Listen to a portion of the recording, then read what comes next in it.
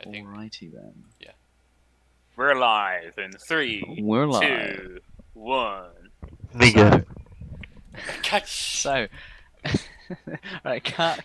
Demonetized. Demonetized. I'm not editing Right. this, guys. Screw it.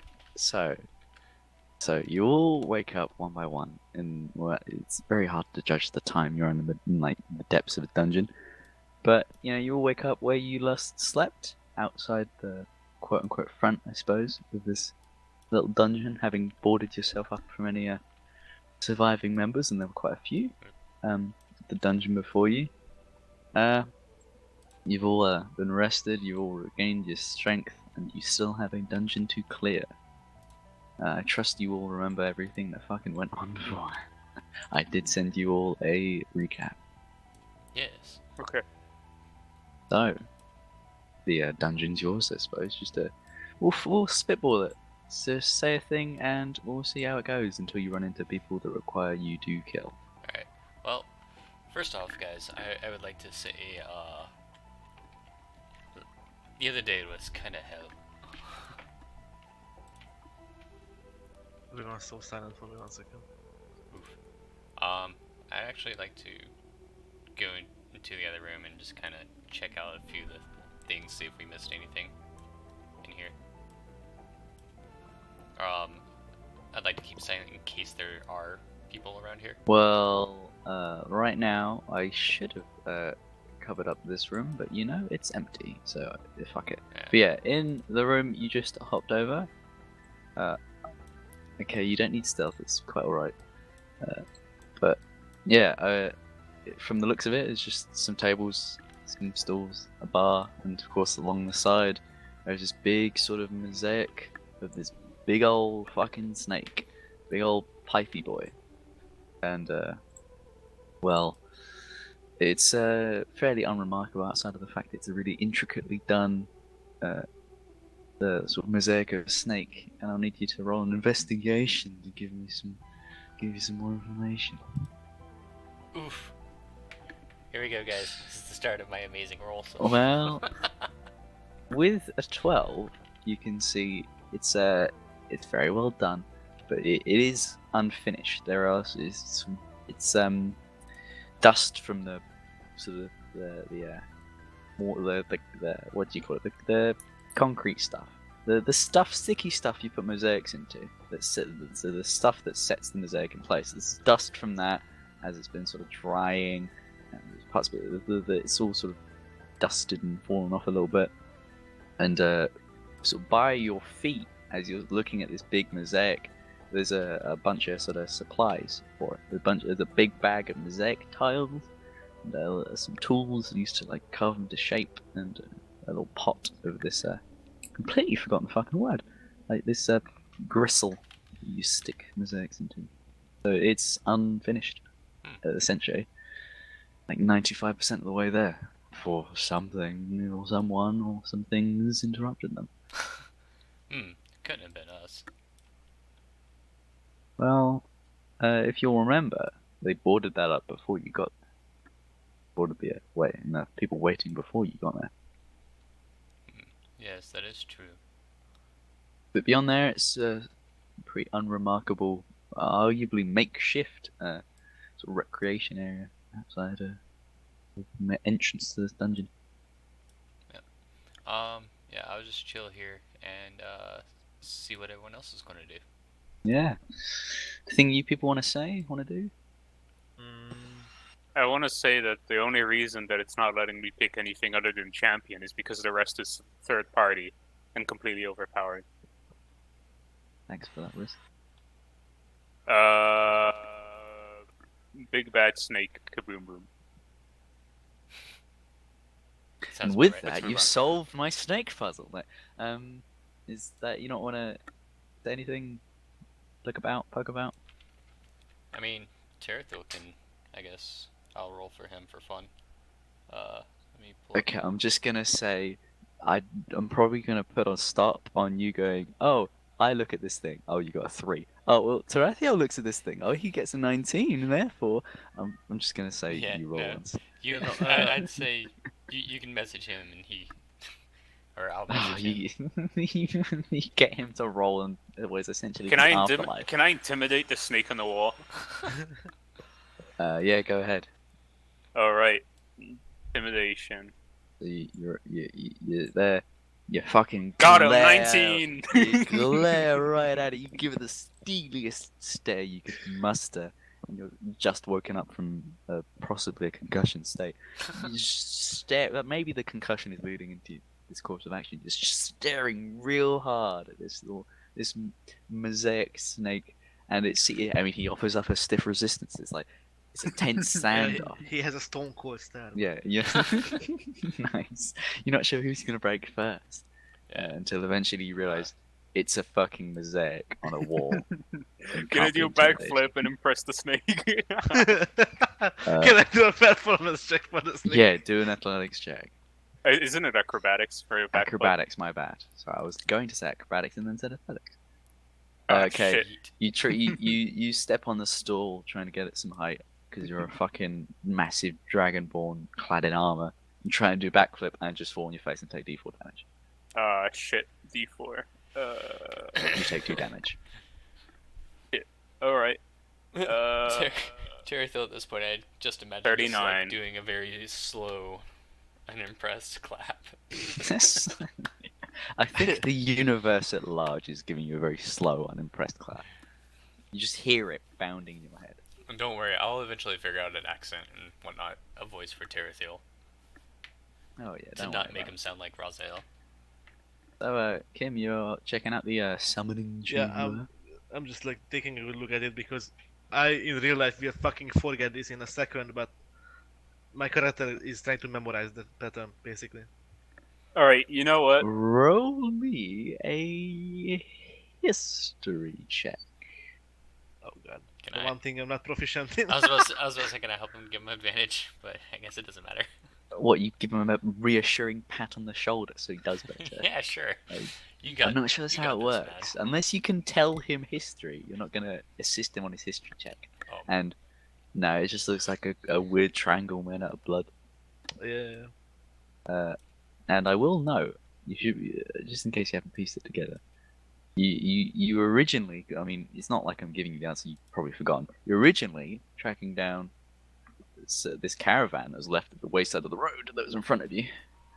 That was all of its organic people inside disappeared, and you didn't find any bodies. And there's a shitload of blood in this room, so you can only put 2 and 2 together, I suppose. Oh, they were having a big meat party here.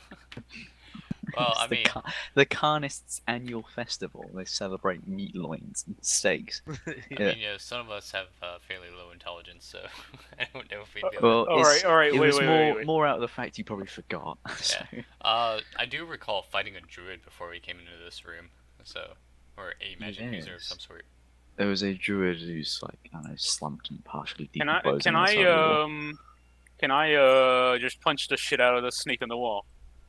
You're really fixated on the What's it snake, with aren't you you? and fucking scary things? Yeah, go ahead, make an attack. All Make right. an unarmed attack. Roll D20 plus your Well, strength. isn't it strength? Yeah, sure, just roll strength. That kind of cuts out the middleman. Not a save, a strength.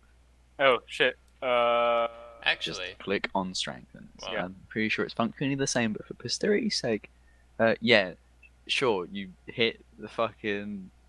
Did you say the snake was a puzzle? No, he was that was a being joke. funny. It's a mosaic. That's You- Oh, okay. Oh, cool. You hit the snake. Roll damage.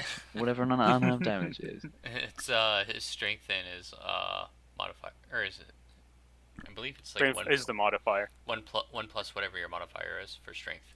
Like you do a base damage, you don't roll for it. 1d6 or 4?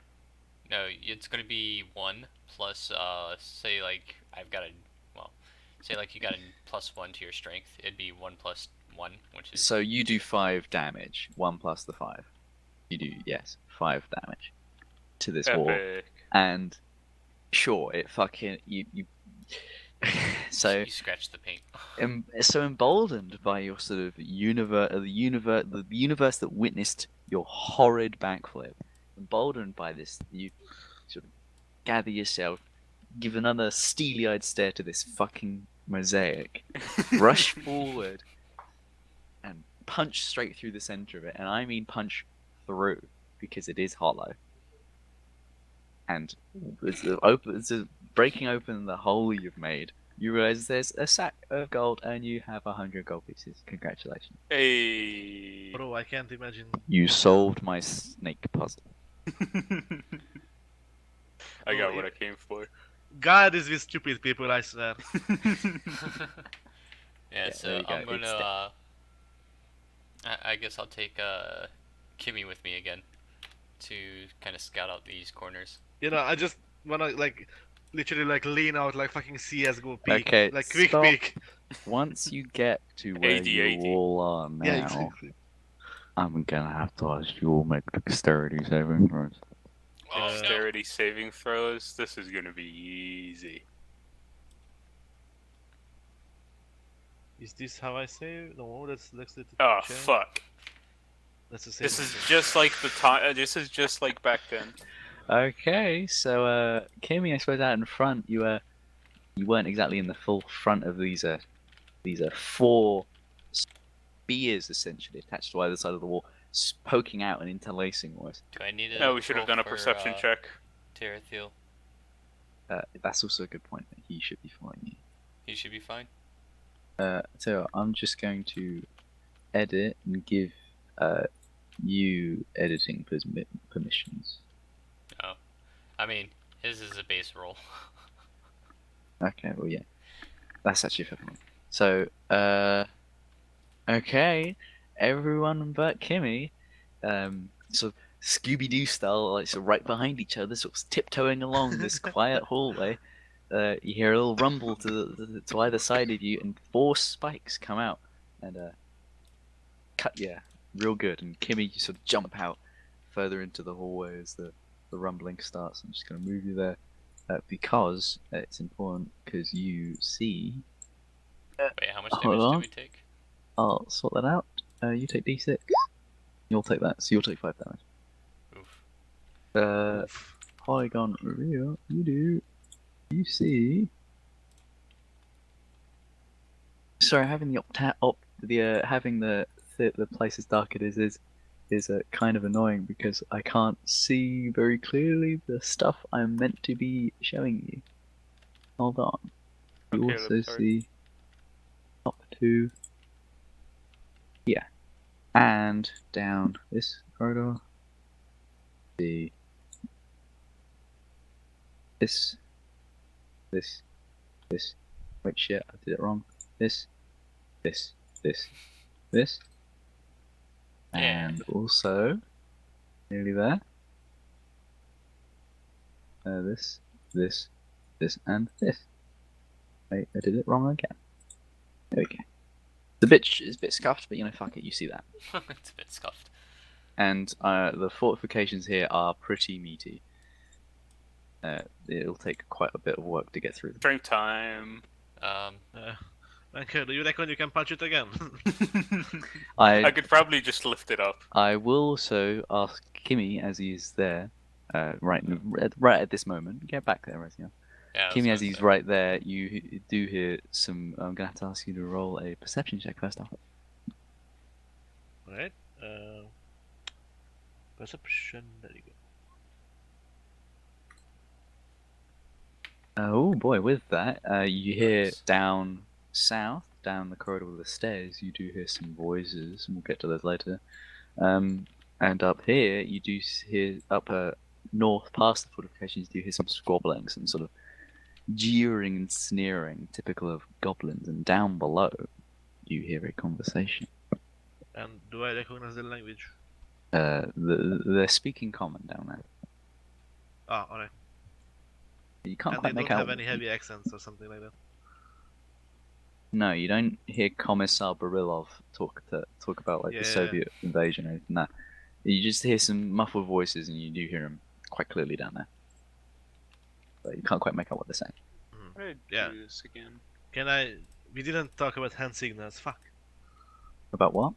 Like, but whatever. Yeah, just turn back and tell everyone that I hear voices both sides. Which way should we go? Can I check for traps around the stairway? Seeing that that's an easier way to go down. versus trying to get over this. Okay, yeah, roll an investigation. Alright. Pull up the right one. Oh man, this investigation is gonna be tight, guys. Oh yes, Okay. spread that investigation. With an 18, you realize that the stairs themselves are clean. There's nothing on the stairs. Alright. But further down the hall, there's a closing wall trap. The walls will close in upon a trigger further down by where it turns off. So See like these right sort here. Yeah, because of an 18, they're precisely these 4 squares. Alright. And you see the sort of where the walls just pokes out a little bit on either side, and it's sort of you can tell it's kind of a fake installation. Alright. With the 18, do I know of a way to disarm it? Or would I just try it? I say with an 18, sure, I'll give you. It's the 2 squares just in front of you. Literally, those 2 squares just in front of you are also slightly sort of a bit different than the rest of them in the sense that they are pressure plates. Or, you can rightly presume trigger the trap to go off. Oh, I know that stone. Alright. Roll for dexterity. Just roll, literally. Yep. That is a 5-foot jump, so yeah. I mean, I'm just gonna I mean, try that- to disarm it.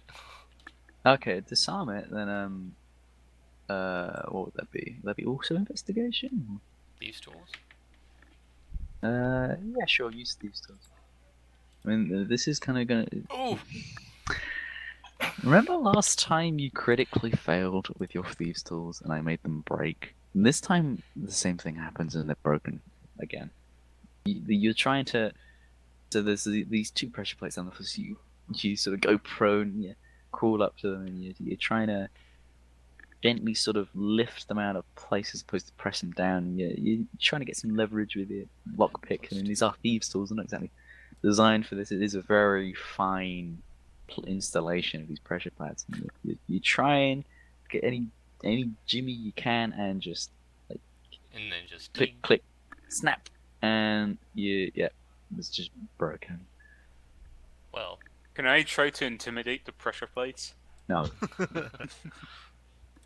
well, God damn it. I can I kind of motion Kimmy to come to me. Well, I want And? to try something. Keemstar? Yeah, I just go to him and I. Fuck me, Keemstar. So, we could probably have a risk throw us over. Seeing that you and I are probably the quietest of the 4. And try I'm to... not getting thrown by a dragon. And I will note, you can see that the corridor does lead off, so you'll be throwing. Risk will be throwing you lot right into the, I mean, open embrace of this one. I was All aiming dust for and the evils corner. of all. I mean, I essentially could try to wall run, but I'm not a monk, so... I'm just gonna say you probably don't want to be in the area where a wall can crush you at any minute. Yeah. This is my. Can I hear the conversation from where I'm at? Okay, roll a perception check.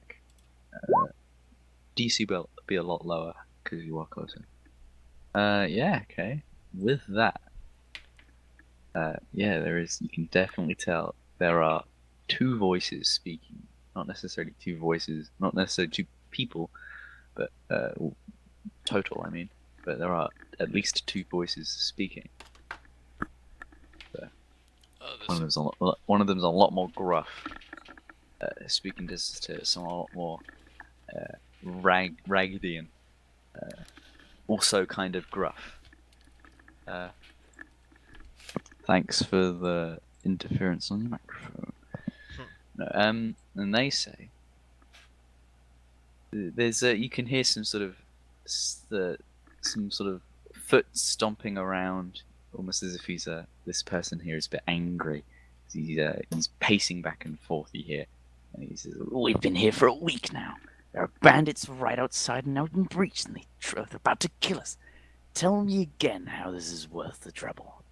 and the more haggly old woman, as you'll soon find out, says, We've driven out the heretical revisionists, haven't we? That alone is worth a sacrifice of 1,000 men. The unitary above could very well smite these invaders down. And the footsteps stop, and the gravelly man retorts these. Well, I have my orders. The unitary's help. The unitary's help or not, these words reach the eyes of the Hakar's highest. And continues pacing. Yeah, sort of click, clock, click.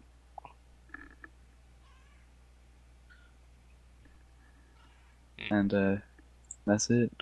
What now? Let's just go fucking opposite direction. They barricaded that for some reason, so I Yeah. think it's more important. Or they wanna funnel us into a trap, both of which is not ideal. I mean, we could always, or oops, I mean we could always lead them into their own trap. I mean, hey, risk can smash. All right, risk smash. And I will inform you, the trap.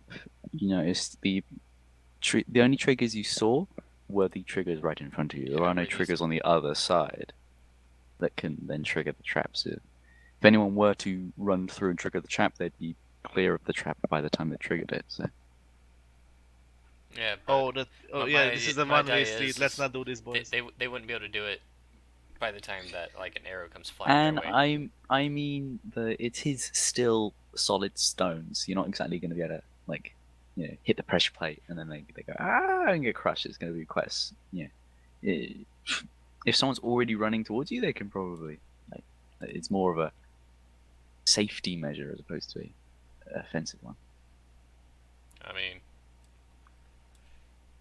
that's up to you guys. Which way do you guys want to go? I'm all for capturing one of these guys and getting more information out of them.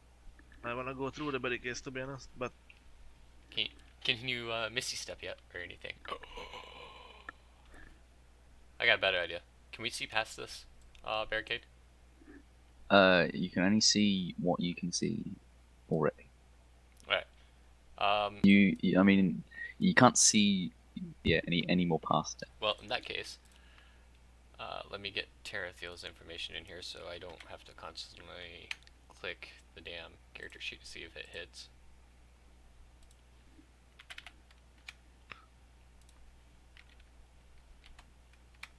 There we go. Okay, now they're just numbers appearing over him. Yeah, 21 is his HP, 14 is his AC. I don't know why the numbers are appearing. Interesting. Now you've killed him. He's dead. Canonically, he is now dead. It shouldn't have popped up like that, but anyways. Why don't you just do it how I've done it? Wait, dude? you gotta fill out the max, I suppose. Oh, yeah. Yeah. Bar just 1 is do his it. health, second bar should be his probably his AC, and the third one should be whatever else the fuck you need to put in there. So what? His HP was what? His HP is 21. 21 out of 21. Yeah. Uh-huh. His movement, I believe, was one of them.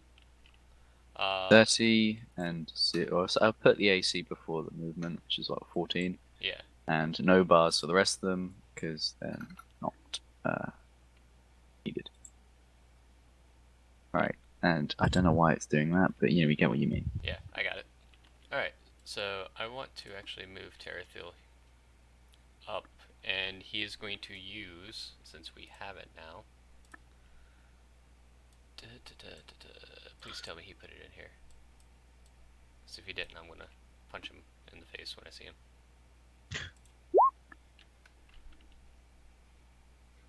Ooh. Okay. I don't know if he can do that at will, or if, no, it's not at will. So I'm gonna blow one of his two magic things and just pop over there. Okay.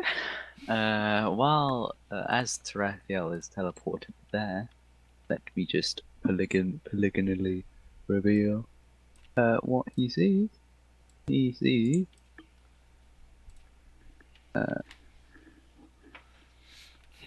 this, and he sees some of this,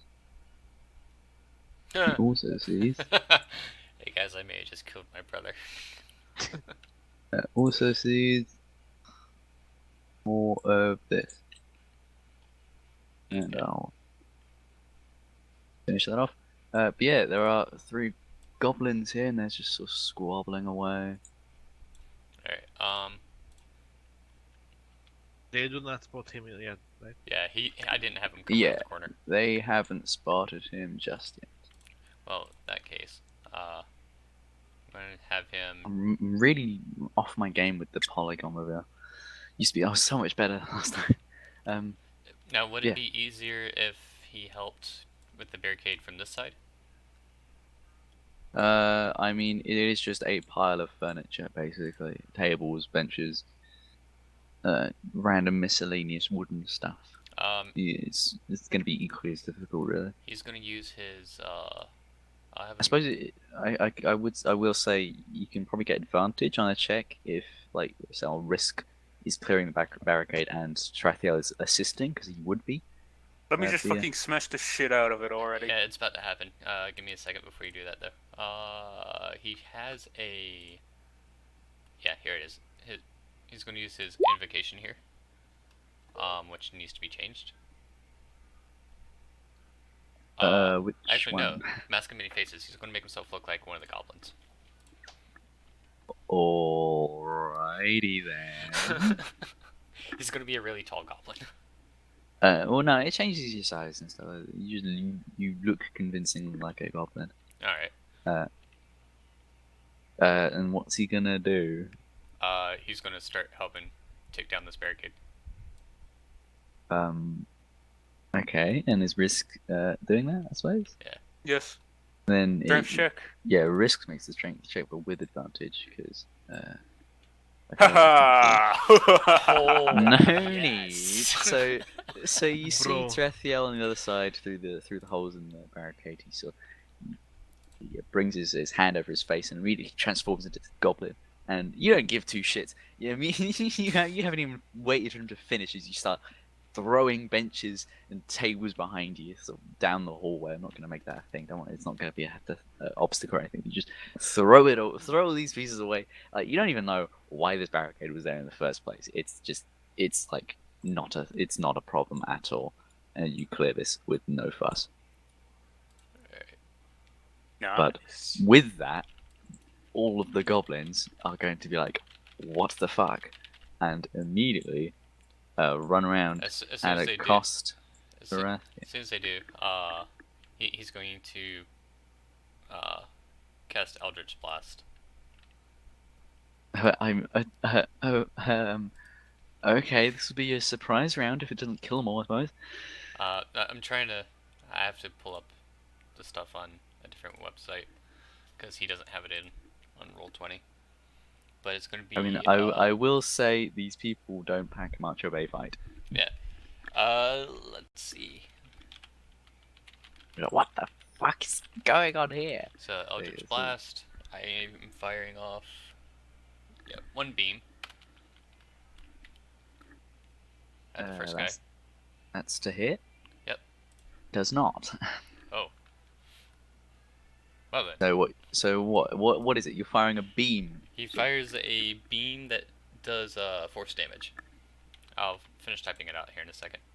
Right, so immediately as this one goblin sort of jumps around, ready to stab, Tethia sort of turns, sort of staring in awe at Risk, just effortlessly throwing away these pieces of the furniture. He is a bit late to react as the goblin sort of turns around and immediately, hurriedly throws a beam out of his hand, just straight off. It just hits the wall behind him. The goblin, I should say. It does nothing. And with that, I think it's time for initiative. Click. And I, for some reason, have your old turn order up, so let's get rid of that. Click. Initiative. Boys! Aha! Higher levels. I'll get to it. Just fine, I can do it for me. Someone's hard at work. There we go. That Yes, should, sir. that Oh, should yeah. have. Oof. That spell should be ready. In case you need to read it. And in Raz, there. you Yep. need your initiative. I'm all the way down here. Oh gosh. Oh no. So you may well have killed your brother. I'm just gonna say this right now. Alrighty, let's just put those in order. And immediately, the goblin that was fired upon sort of recoils and shrieks in terror a little bit before turning straight back with a determined sort of fire in his eyes and rushes around to here and immediately goes in for a stab. Let's see. Yeah. Well, goes for a slash, I should say, because it's slashing damage. Oof. Goes for a slash. 19 does hit. I'm gonna use his reaction to cast shield to give him +5. Ah shit. That still puts it at 19. That still that ties, so it still hits. And it's a 1d6 plus 2 damage. This is gonna hurt. Takes 6 damage. I'll sort that I got out. it. Okay, he's taken 6 damage. So immediately this sort of goblin sort of screams and like yeah as he jumps and slashes with his scimitar and sort of, gets Trathiel along the sort of arm. He's a firing, masturbating arm, that kind of arm. And from the way I've said it, all 3 of the goblins attack as well because I mean they're goblins. So Wait, I gotta have something for this. They shouldn't have. They shouldn't usually put up too much of a fight, but you know, let them gang up, and you know they're gonna pack a punch. So that's gonna be 2 attacks. Yoink. Thankfully, he's a Yoink. ghost. Did I do that twice? Both of them miss. So following their sort of their compatriot into barrel, they all screech themselves and hit each other's swords as they're going in for an attack and sort of bounce off each other. They look a bit embarrassed. And with that, it's now Trathiel's turn. Alright. Trathiel is going to use.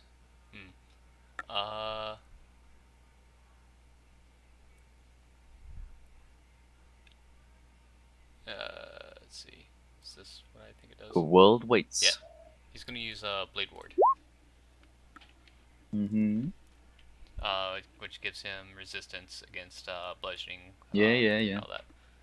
So, having his holding his arm in his other arm, he's looking down at the wound, and he, with his damaged arm, sort of raises a shaky hand and quickly traces the sigil, sort of stepping back a bit. He's protected for 1 round. And what else is he doing? And then he's going to. That is his action. Yeah, he's going to. I guess I'll have him back away. To try to put himself behind. Risk. Okay, I'm gonna have to make you do an acrobatics check because unless Risk is a pretty well built guy and you're gonna be jumping over a hole, so just to get that done. Can I not like go here and then? No, Risk is in the way. I'm sorry. That's how the cookie crumbles. He's in the way. I'll move right here then. Just before the hole to put some distance. I mean, it's a very small hole. Oh. It's not going to be a difficult athletics check. Acrobatics, fuck me. Right. Well, I mean, we'll see how his acrobatics goes. But he is protected, so. Yeah. Great.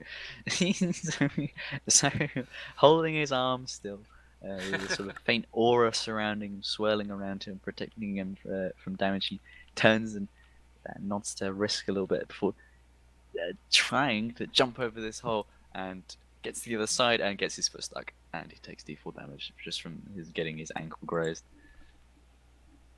2 damage. 2 damage. 2 damage. Yeah. And is stuck there for a bit, but he's not like immobile. He gets his foot out and he's on the other side. Alright. So now it is Raziel's turn God damn. again. Yeah. Weird sort of dynamic we've set up. Yeah. This is gonna be- Razio and Razio 2. hmm Yeah. This is gonna be. Yeah, I'll say yeah, you can make it to the top. This square just at the top of the stair. Yeah. Longbows out, and yeah. I'm just gonna fire. Are you gonna say anything to Risk to make sure he didn't get shot? Yeah. I'm gonna tell him to duck. And Risk, do you comply? I guess. Yeah, sure. So I'll think about it, though. I'll think about it. quite Let me try doing a wisdom check. I'll think about it. quite thoughtfully, you clunk down. It's quite an ordeal. Do you or don't you? Yeah, I'll duck. Okay, so you I mean. again, you're not exactly in your prime right now, but you're able to just creak down, just out of What do the you way mean of not this. in my prime? Hang on. How You've old am received a fucking concussion, bro, and you've just woken up. Yeah. So You and me got our you ass. crouch down, You and me and got our you're asses fine. kicked by a. And you're also a massive fuck off dragon. So I? Dude, I'm at age 25, alright? I'm not that old. so For yeah, Dragonborn, so so, actually that's. so that's not like fair. out of a scene from the Avengers, Raziel sort of rushes up. You can Yeah, imagine he probably does a roll up the stairs before he duck as he looses this arrow. Hawkeye. Here, I'll be right back. Fires straight into I'm presuming this gone. guy, or whatever. He then hits him for 6, and he's indeed down. He stumbles back a bit, screeching, and I've done a bad. It's fine, and he is pretty badly wounded. And I'm presuming it's going to be the rest of his turn, so I'm just gonna move on. So now it's Kim's turn. Oh. So no one can get past the dragon boy, right?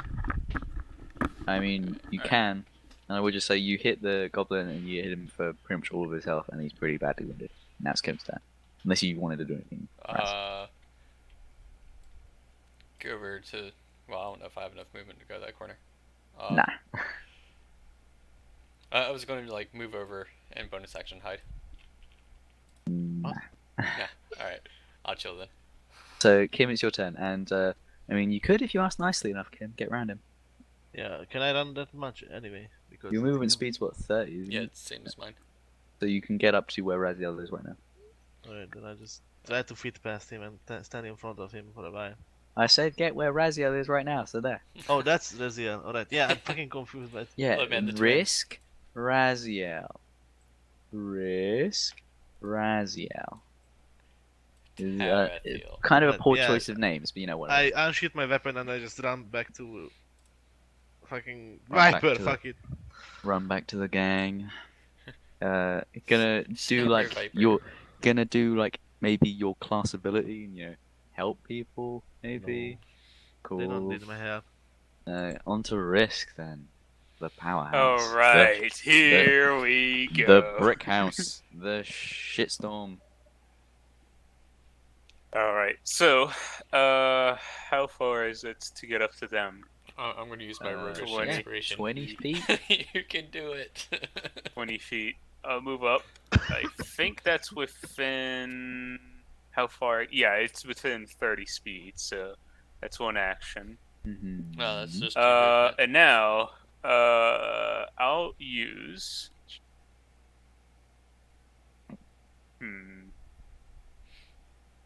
Alright, you know what? I'm gonna use one attack action per goblin. How about that? Since Do we've that. had a, Actually, how Oh, much yeah. damage do these guys deal? How much did I deal with the 6? Oh, this one is really badly wounded. Okay. Yeah, I had to step away because I was getting a weather update. So How much damage do these guys deal? You don't know that. You know they slice people with swords. I'm not going to give you a number. Alright, then I'll use action search, which means that I can use Mhm. 3 attacks. So attack, bonus attack, and then also another attack. Yes, on all 3 of them. Well, each One with its on own. each. All right, Yeah. roll those dice, baby. He's just One. flexing at this point after charming a snake. Does not hit. Two. Does hit. and then another one. I like how it rolls for damage as well now.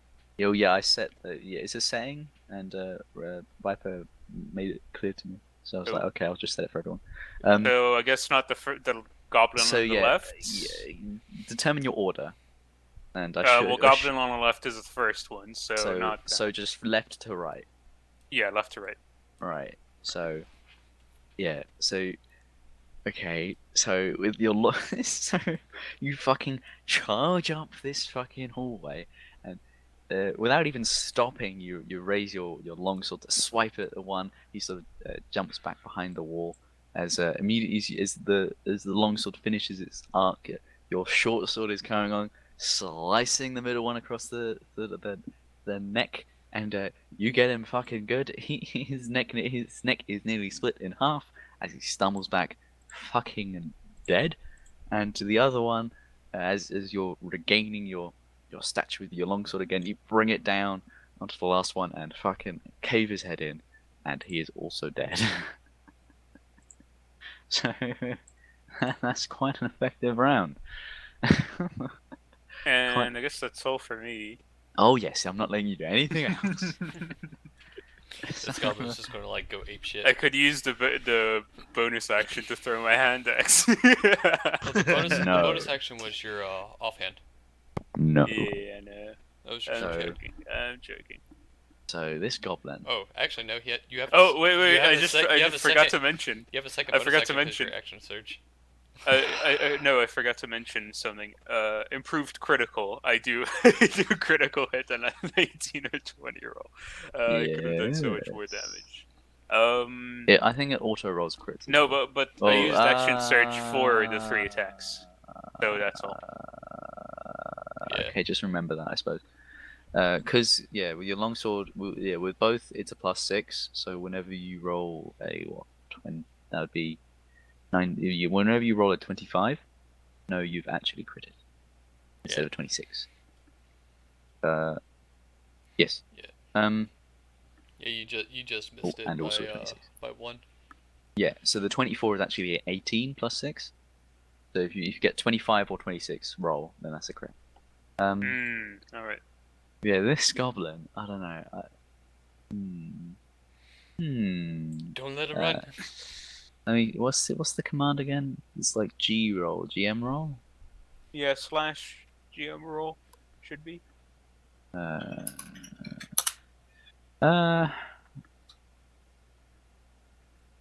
A one word or Might can't be. be fucked to look at. Okay. Uh, Intermission while I decide your fate. like that. Yeah, it's Uh, one. It's all one word. Yes. Right. Huh. Then we all get to see it. No plan. Okay, unfortunate for you, I suppose. You run, the goblin sort of quite shocked at the display of absolute barbarism before him.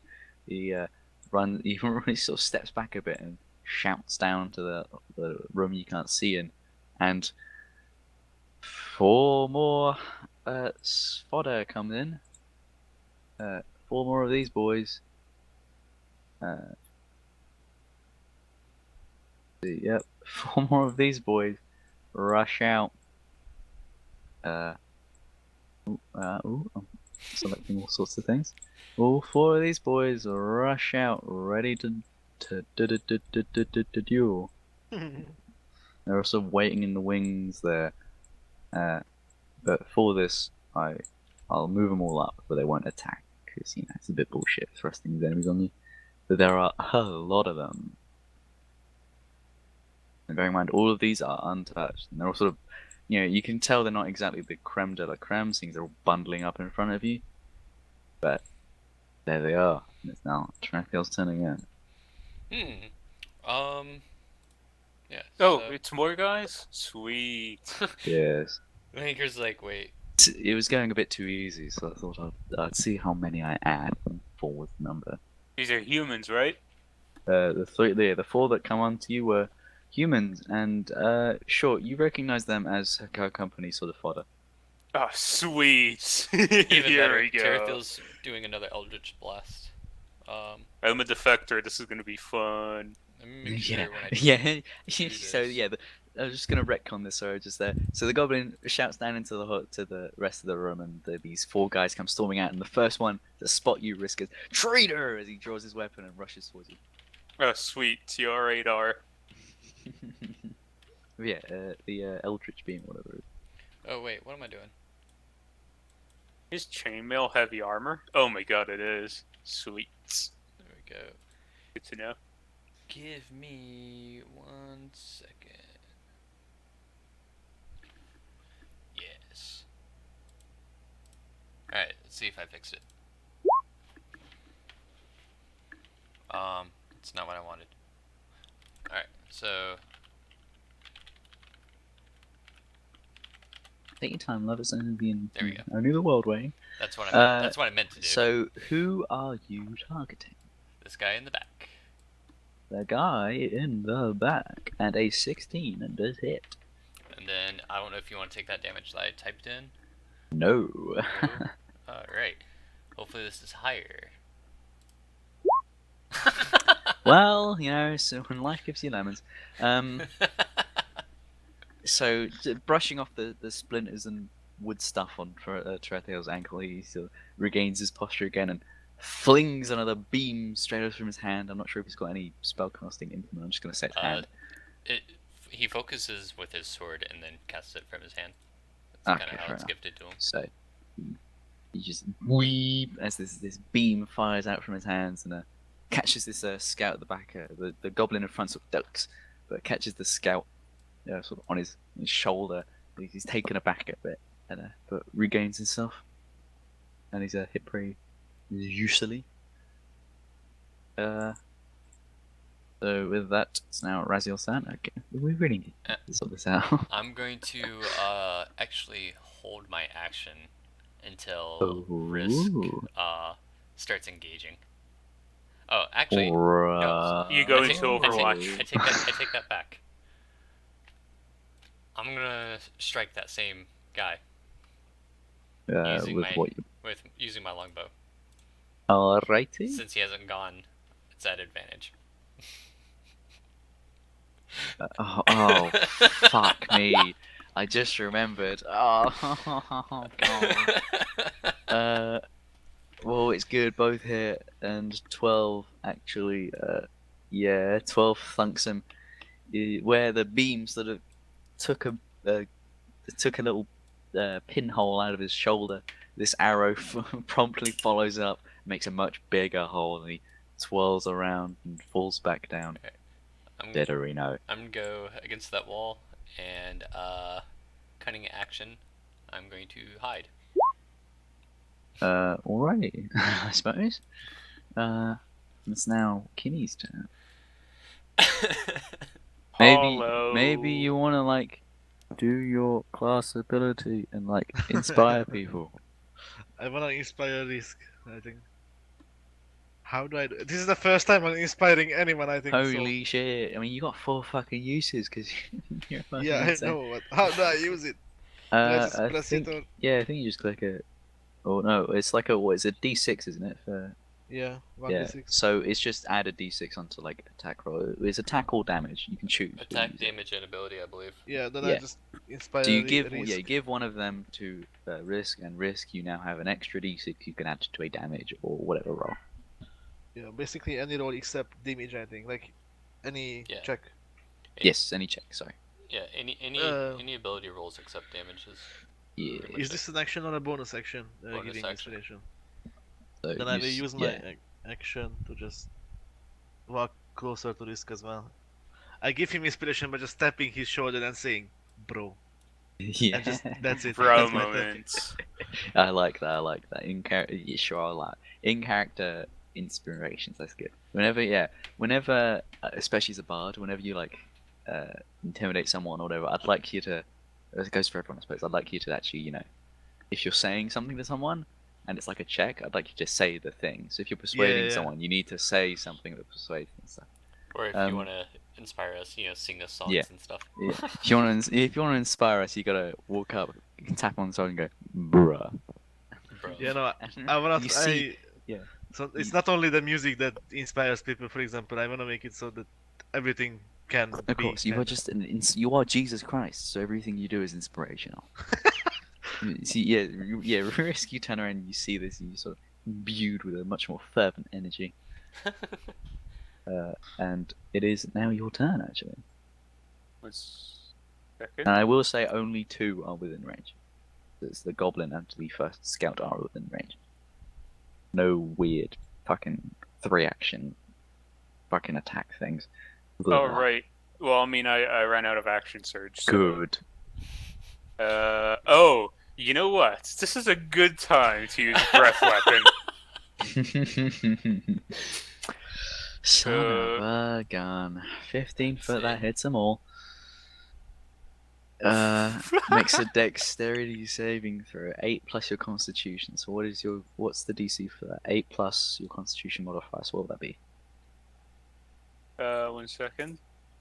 So it's 8 plus my constitution modifier plus my proficiency bonus. I don't Oh have shit, sorry. You have a proficiency? Well, yeah, it should say your proficiency bonus will be what? It what says would it be? 2. It's just that when you put a tick next to a skill, it's what number is added to that. And for now, until I forget which level, it's 2. So for you, it's 8 Yeah, our proficiency plus 2 2 plus 2, so plus 12. 2. That's 12. So that's the. So they AC. all have to do a dexterity saving throw. So 1. Yeah, our proficiency bonus is 2 2. right now. 1, 2, 3. That's all the scouts. And the goblin. Ooh. Oh my god. Right, Okay, so only hit 2 of them. So 2d6 times 2. Can he not add 1d6 to this with the inspiration though? No, not this one. Oh, this one? Fuck. I'd love it if you could, so much so I kind of want you to. For this one time, you can roll a d6 and add that to the AC.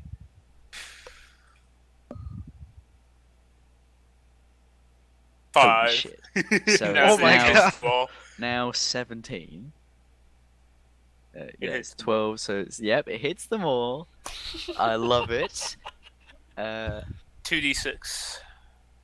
Okay, 2d6. Roll it, Luster. No, they have to do. Oh, do I? Yeah, you Yeah, rolled the damage. you're the one doing the attack, Ooh, so you roll. 2d6. So the fate is in your hand. 7. 7 damage, right? And You I've know got they the still three. take damage if they, even if I don't pass their. Yeah, they just take what? half the damage. Yeah. So the goblin is fucking dead. He screams horrifically as his flesh is melted off his body. You're not a very nice person, are you, Risk?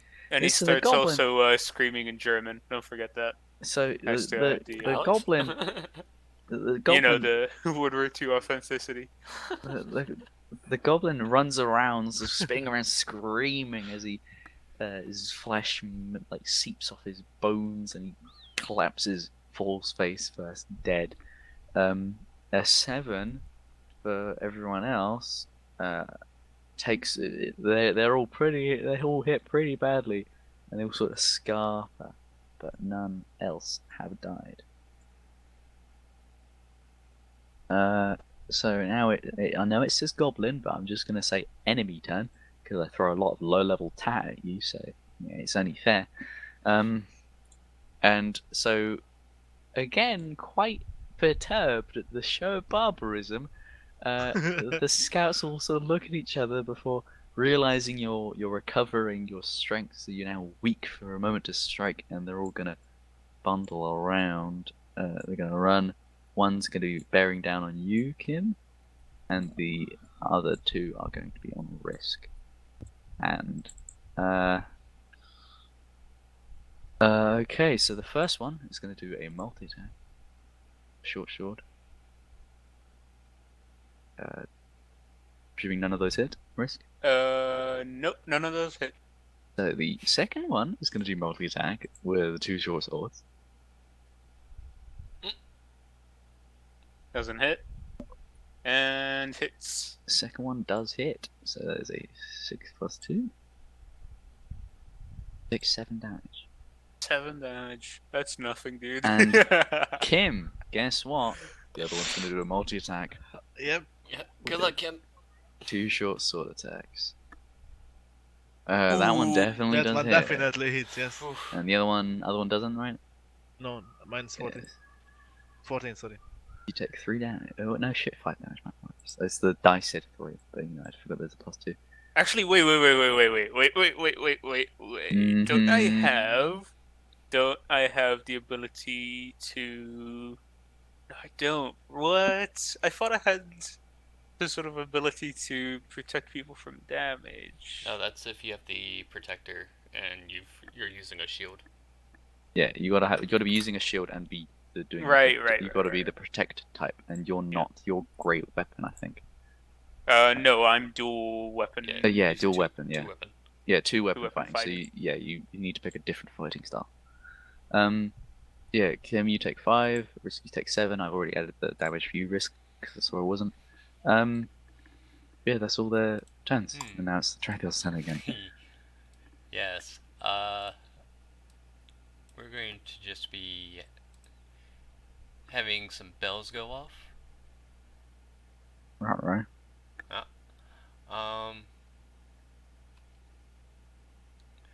So Terathiel's going to point at the Point. yeah, he's going to point his finger at the one attacking Kimmy, and Mhm. a bell's going to go off.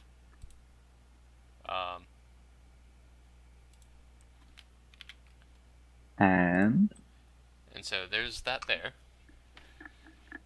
okay. Viper, you use skills like fucking pedophiles use candy.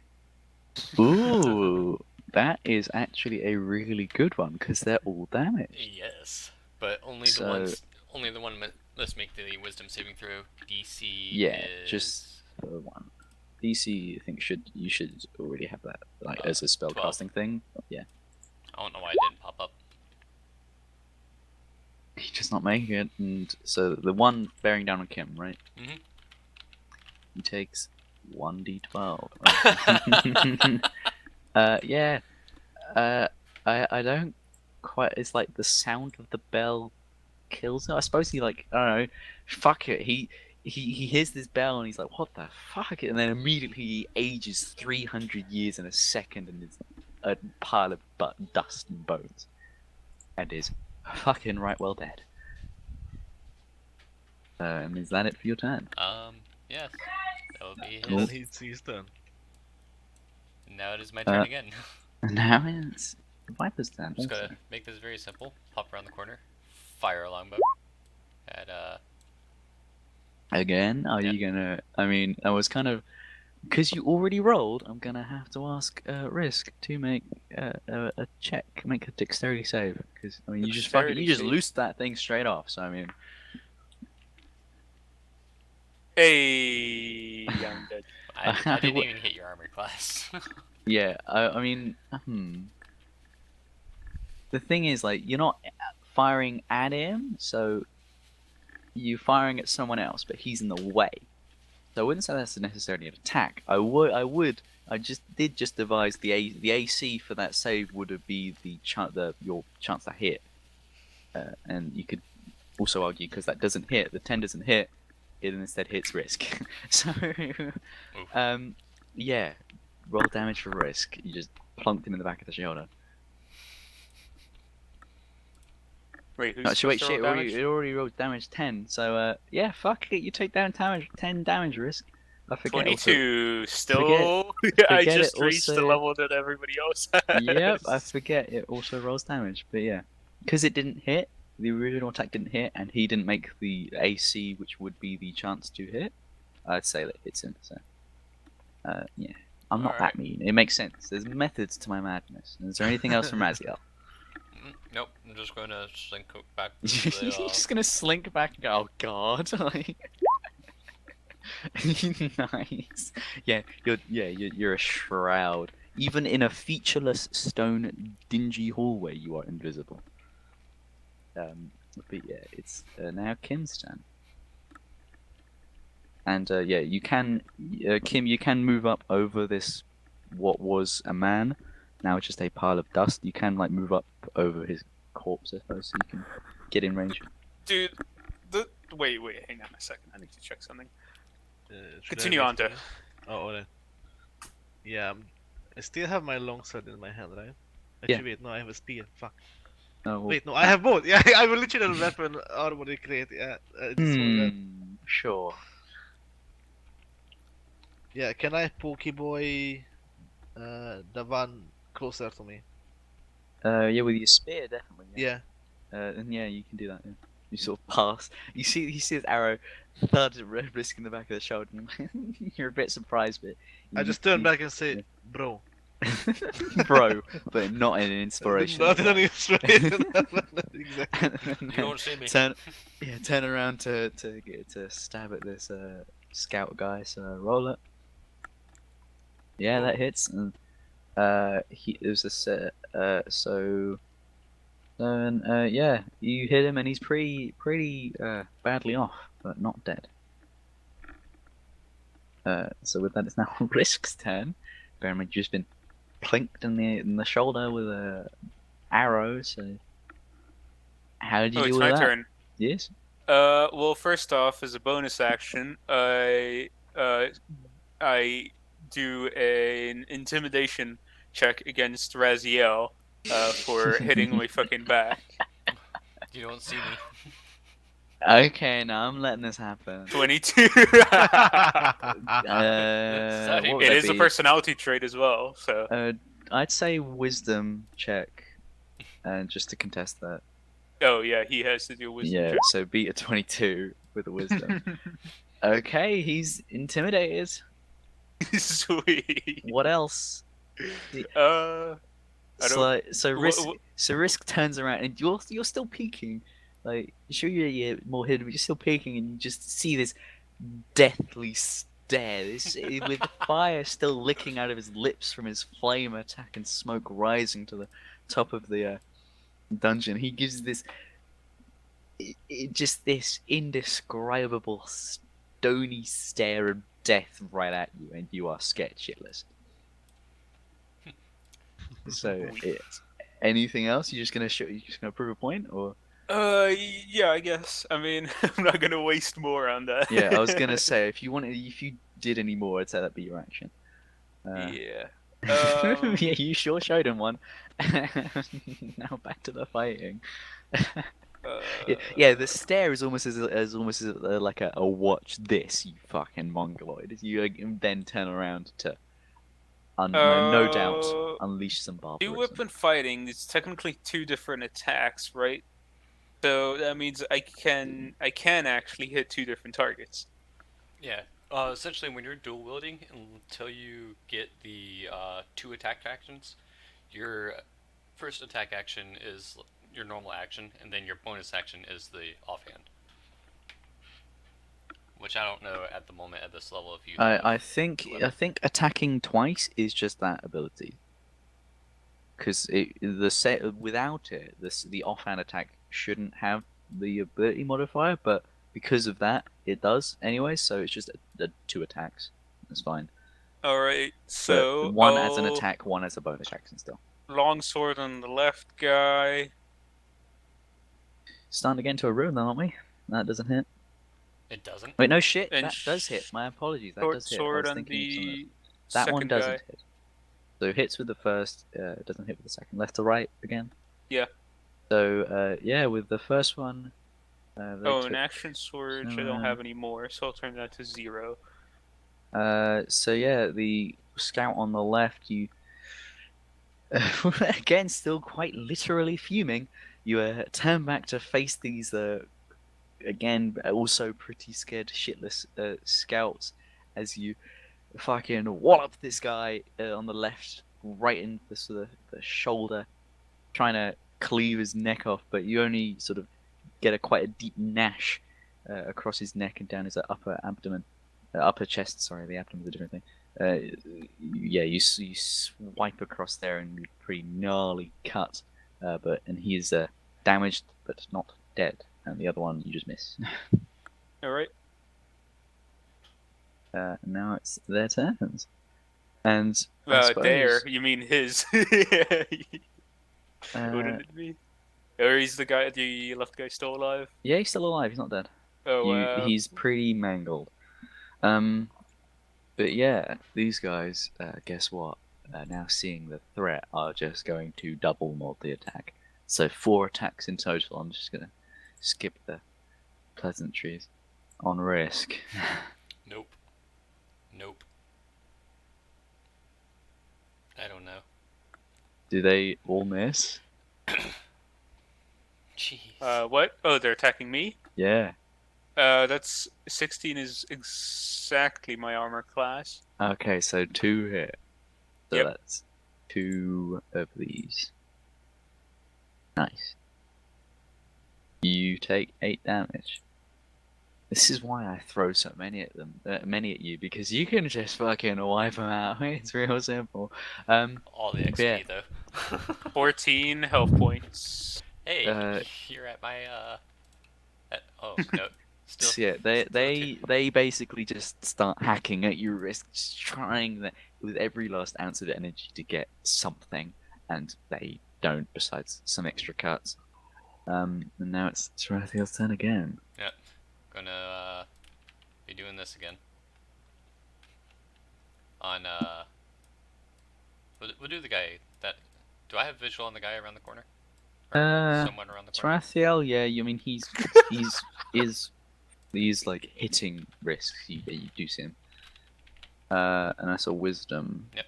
Hey, did you guys know that they added the Skyrim shout into Arma? Cool. I'm we're not joking. We're playing Fungeons and Blagons, please. So yeah, he again, much like the other one, a booming bell chimes throughout the entire dungeon, and he's like, "Oh God!" He doesn't even get to finish his expletive before he immediately ages 300 years and becomes just a pile of dust. And he's fucking dead. And yeah, now it's just this one very scared, very lonely chap as Raziel bears down with a longbow. Maybe he hits this time. This time I will say risk, get down. For the love of God. No, actually, I'll clarify this because I've thought of a very interesting idea. If you roll to attack, Yep. and then do hit, then that's a hit. But if you don't, I'm gonna say he has to make a dexterity save, and then the AC will be what you rolled. So it's gonna be low anyways. Alright. And yeah, no doubt about that one. That fucking hits and that fucking penetrates him. Just for fun. Oh dear, that's very lewd. He staggers back quite a bit. Because of the sneak or the stealth earlier. Oh yeah, he's dead anyways. I don't care. He is fucking dead. Harder, daddy. Right. Yeah. I need to calculate experience. Hold on, because we're not finished yet. I'm just gonna do this for posterity's sake. So that's 3 goblins. There's 150 XP. I'll get notepad up so I'll note this down. Don't add this to your characters yet. I'll total it at the end, and you can add that in a big bunch. So that's and so that's that amount of experience so far. Right, and so with that, this part of the dungeon falls quiet, and I did have another pretty gnarly fight planned for you, but we are running on quite a long time, so you all hear barreling down the hallway here, stopping Where? The top? down the hallway from where you heard the voices from, barreling down the hallway. Risk and catch up. These 3 characters, quite grisly. Let me just clear out this piece of shit.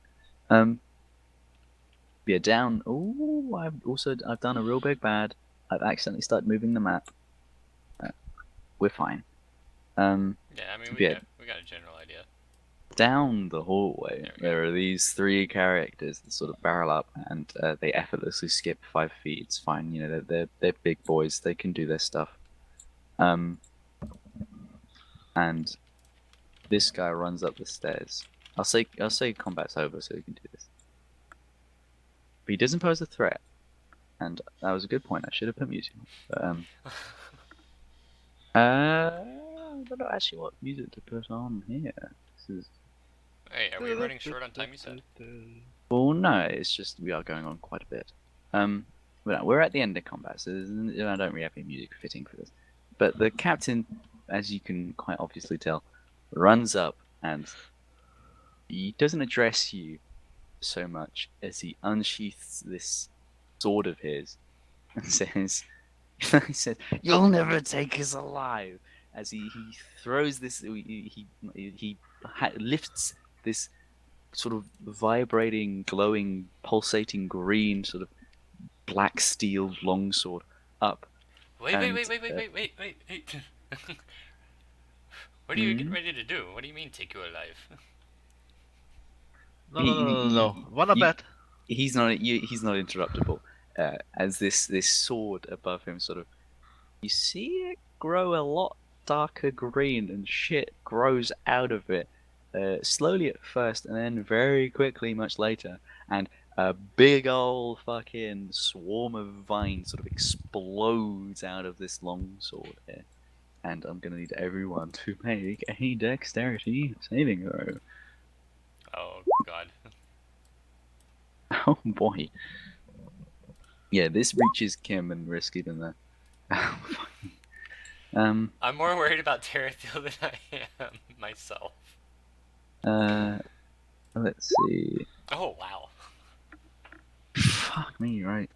And Risk is still not here, so fuck it, he can miss out. Dexterity, save.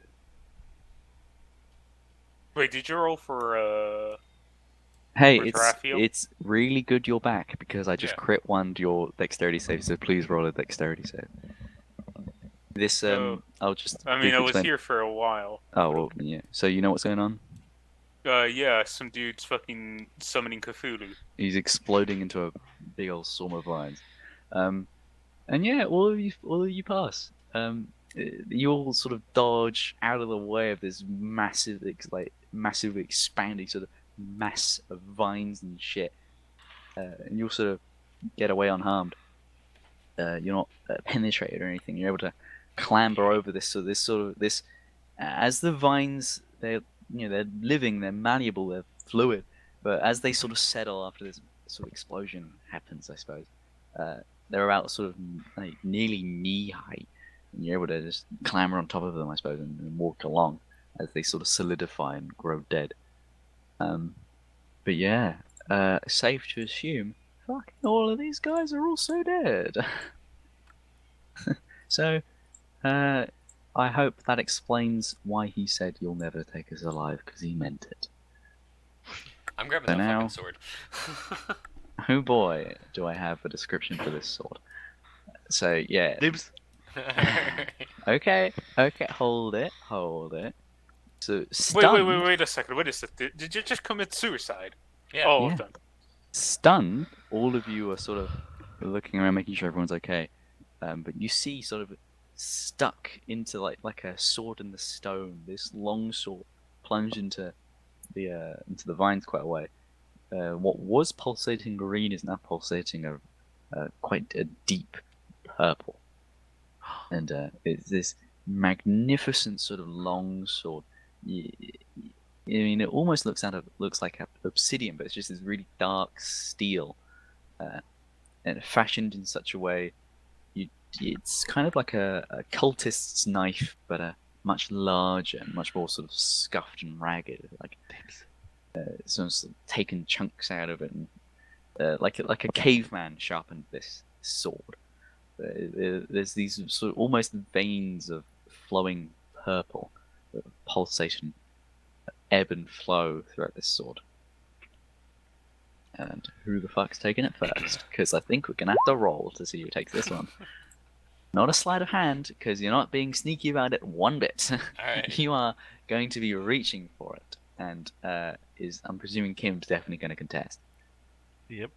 So that'd be a strength check. But on although both. I'm That'd way be- farther, that'd I'm be- way further than he No, is. I'll allow it. So Raziel's sort of staring in awe at this lovely piece of this craftsmanship as you barrel along, trying to as he tentatively reaches a hand. Ooh, I said nice. strength. I said strength. Oh, He tentatively reaches a you hand got out to this. grab it, and you are now strength testing against his hand going down to grab it, because the grabbing wouldn't be an action, but him contesting your going to grab would be a strength. So both of you need to roll strength in the highest one. So, Kiri, you barrel down and sort of grab Raziel's arm and sort of throw him away from the sword, and you have free reign ready to take it unless someone else wants to do something. Well, I suppose only someone else is risk, so I think you can fucking best hollow in a strength in that match, and that's just me saying that. What? There's a fucking lovely sword that Kimmy is about to take for himself. Are you I'm gonna not do going to be anything? touching that. Anything that comes from a dude who just blew up is not my type of a loot. Okay. So Kimmy with this beautiful sword, so presented to you almost. You grasp its handle. It's dug quite deep in there, so I'm gonna need to make another strength check. This is where things could get very fun.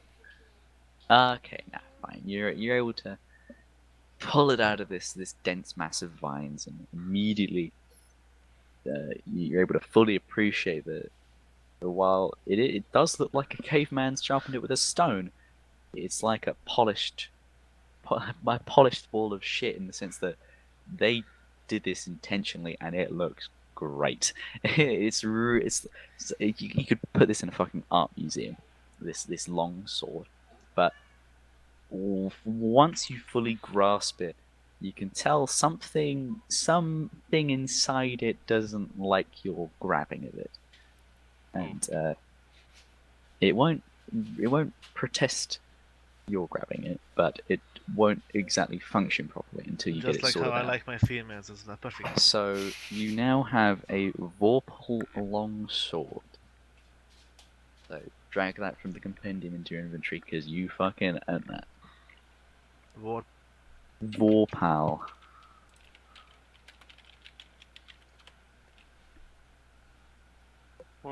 For Literally. But I was thinking of what cool things could I give you guys, and then I came across this thing like, yeah, this works. But yeah, that longsword, you can't quite use just yet. It's like grasping it. While you're grasping it, your mind is telling you you don't want to use this thing. Oh, so I And- have to get attuned or something. Probably. Yes. So you just slot it in your backpack and hope the Master Thief Extraordinaire doesn't steal it. I will just reiterate, Master Thief Extraordinaire doesn't take it. Yeah, with that, you haven't quite solved my dungeon puzzle just yet because there are some other stuff around. Yeah, I do want to Yeah. investigate the rest of the bodies. Yeah, I'm gonna go for the other bodies as well. Combined, I'm just going to get rid of the Fog of War. And just to show you I had nothing else planned up at the top. Combined, there's a good 900 gold pieces worth in total. You've collated this quite hefty purse, and who's going to be taking that? Alright, I don't care. I got 100 from punching a snake. That's fair enough. You earn that. I appreciate the dedication. How much was the total? 900. Well, seeing as Raziel attacked our own, I think I should take that. Do make sure you Yeah, count your good luck with that. totals as well. Um, Count your total of gold. Like risk you add the 100 gold onto the 300 yeah, Pariah gave you, etc. etc. I'd say 300 for each of us, unless Risk wants, right. Wait, 300? Aren't you forgetting? No, Somebody. he's forgetting you. Well, Yeah, you said you're the good with 300 was also goes to Tarathia, and you've got your Yeah. 100. Yeah, alright. Fine by me. I don't care. So I'll add 300 to Tarathia. Don't worry. The economy is going to be inflated anyway. Teleti. With how much gold it's going, alright? Teletiel, Keep my actually, 300 and I keep the sword. I don't know if Terratheo can do that. If I actually take Oh, sorry, this, Rezi, the fucking names. no, I will let you keep your 300. Mainly because my purse is a little extra heavy. Yeah, mine is as well. I have 800 wood already. Hmm. Okay, and with all that, you notice down in the bottom chamber there are some bodies, Yeah. which in your fleeting meeting with these people, you do recognize as sort of the gutted, dried, gutted corpses of the carabineers that were in front of you. No horse though. I suppose they just ate that. I don't know. Hand wave, hand wave. But it's funny that Kim runs into the secret room first, That we don't know because well, no, it's fine. It's funny Kim runs in that room first because opening the door to this chamber, there is just a small pedestal, and it's just like this cavern. And there's Oh, a God. pedestal, and on the pedestal there is a one ring. You roll them all. And Kim, as you approach, funnily enough, it's almost in the exact opposite way the sword almost rejected you. This ring, you can fucking swear, skips off, just jumps off the pedestal a little bit, falls onto the floor, and starts like Rolling towards me. trying to push itself towards you, and it sort of rests itself at your feet. Even Is though it it's a kind knife next to it? Yeah, but that's like a ceremonial stuff. I want the knife. I it- don't know about this, Chief. I mean, Yeah. Terrathil mean, even is just like. it's a very I don't know, man. beautifully crafted golden ring. Actually, technically, I have low wisdom. I'm not supposed to know anything. And, Yeah, okay, yeah, Kim, roll a perception.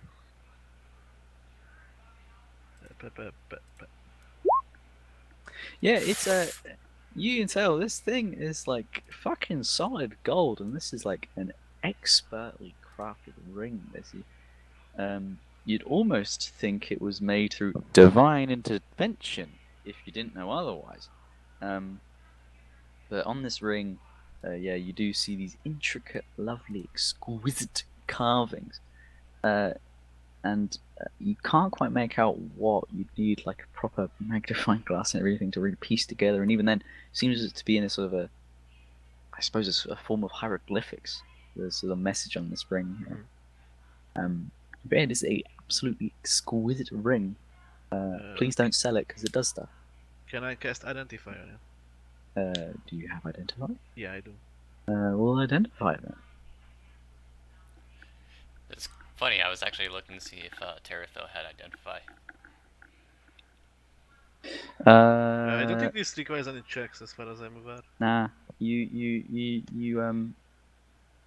you sort of just press all your fingertips on this ring and sort of just really quite intently stare at this thing, and you realize there is a slight little hint of magic, but it's nice magic. It's not one of those dark magics.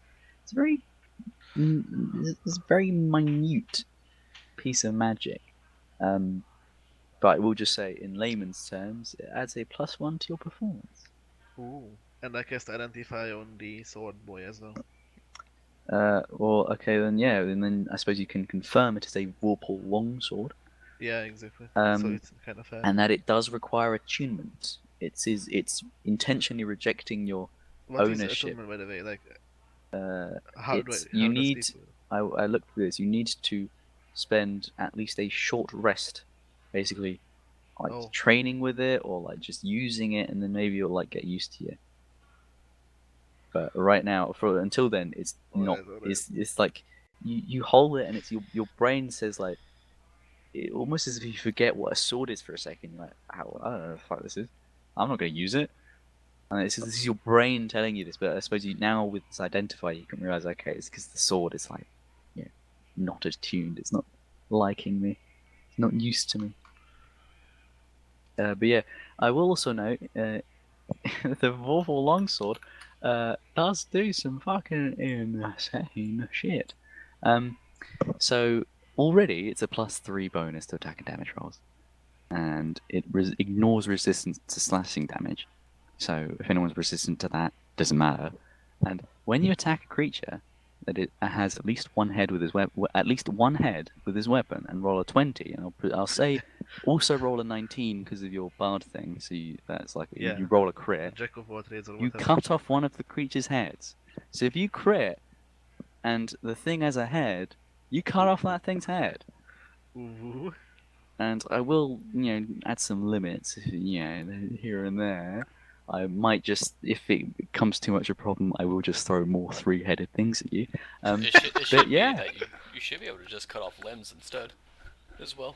Well, I mean, no. If you can't, like, if the creature's too big, whatever, it instead takes 6d8 slashing. So I'll say let's say if it has 3 heads and you roll a crit, you'll roll the crit damage and also roll 68. Because fuck God. it. Oh, But God. otherwise, with any normal foe, roll a crit, you just lop that thing's head off straight away. What are the chances of that crit? I mean, it's more likely now because it was 19 and 20, so it's a pretty nifty little thing. But you do need to get attuned to it. But yeah, with that, I'd say let me just play my tune. While they're Where is it? checking out that ring and stuff, I don't know if Risk cares, but I'm going to start arranging these bodies. Here. Okay, And, yeah. In a respectful manner, and if there's like Yeah. blankets or anything, I'll put them over that, or cloaks. Yeah, they were looted before being gutted and bled dry for the owlbear sacrifice. There's nothing on them, and they're just all there. Yeah. But yeah, you can rearrange some jackets and stuff, and there'll be like spare bedrolls and things you can arrange the proper ceremony for. And if no one protests, I'm just going to light a torch and set the bodies on fire.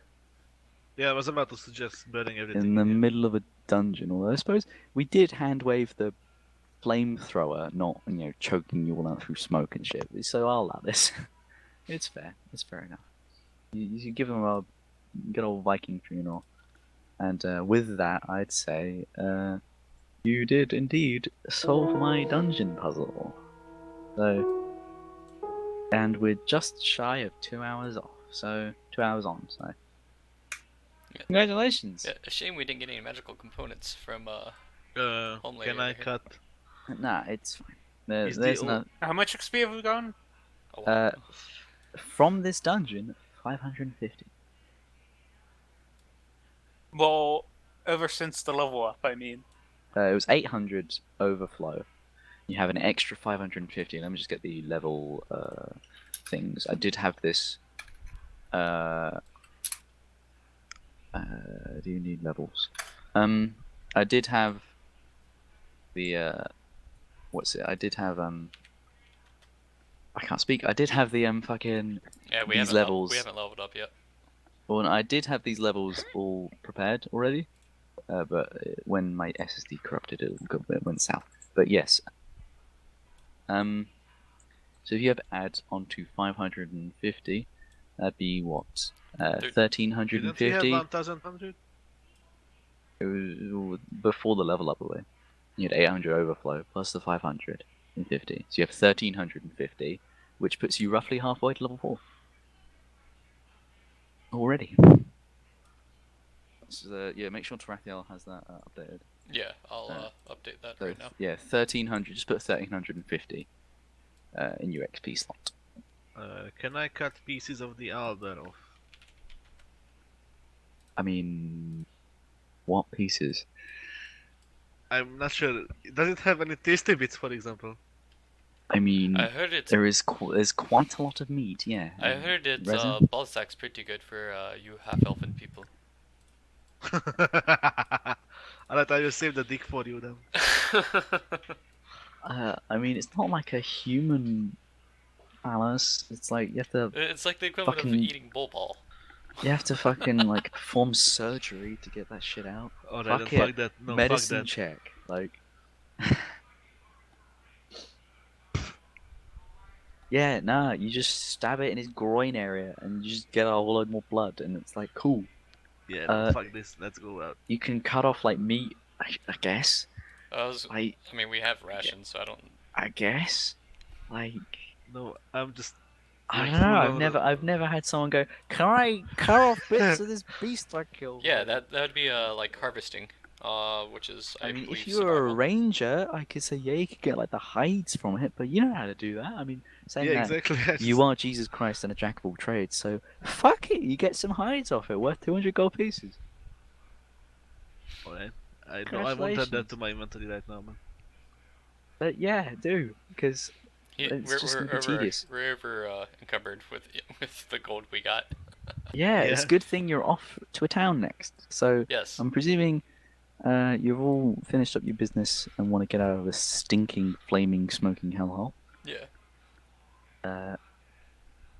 So yeah, you all fuck off outside, and outside, I'm just gonna see. Oh boy. Okay, here's some original Van Gogh artwork.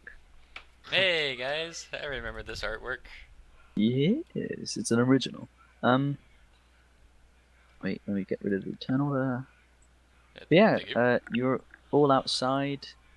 I'll just This put all your almost looked like when tokens. we first met. Oh no, this was the road that you split off to go into the dungeon with. But you sort of stumble out there again, quite bleary-eyed and quite bloodied. But trotting down the road is a Mr. Ernesto Guava Manuel Santiago, the ranger friend who sent you on this mission to begin with, who was sent to assist you with the mission to begin with. Trotting along on this beautiful white stallion, he sort of he's like, "Hey!" And he sort of waves to you as he dismounts and sort of rushes towards you. He's like, "I've been looking for you everywhere. Where have you been?" Oh, we found a turned over cart and decided to investigate. I'm speaking of. I'm going to go to the cart and kind of get the stuff that he asked us to deliver. Yeah. Good God, I was about to ask you about that. The rest of you all look terrible. What happened? We found a mix of goblin and the Hikaru company. I assume that they went rogue or something. We found them in the area not too far.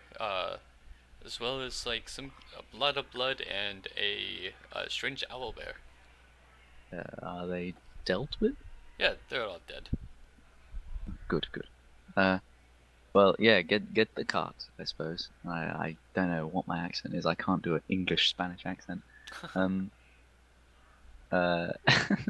Vamos a ir a la carta y retorne a la ciudad, por favor. Uh huh. See. Yeah, sure. He tells you, I'll just do it like this. He tells you in his absolutely just perfect Spanish accent. He tells you with a fluent understanding of common.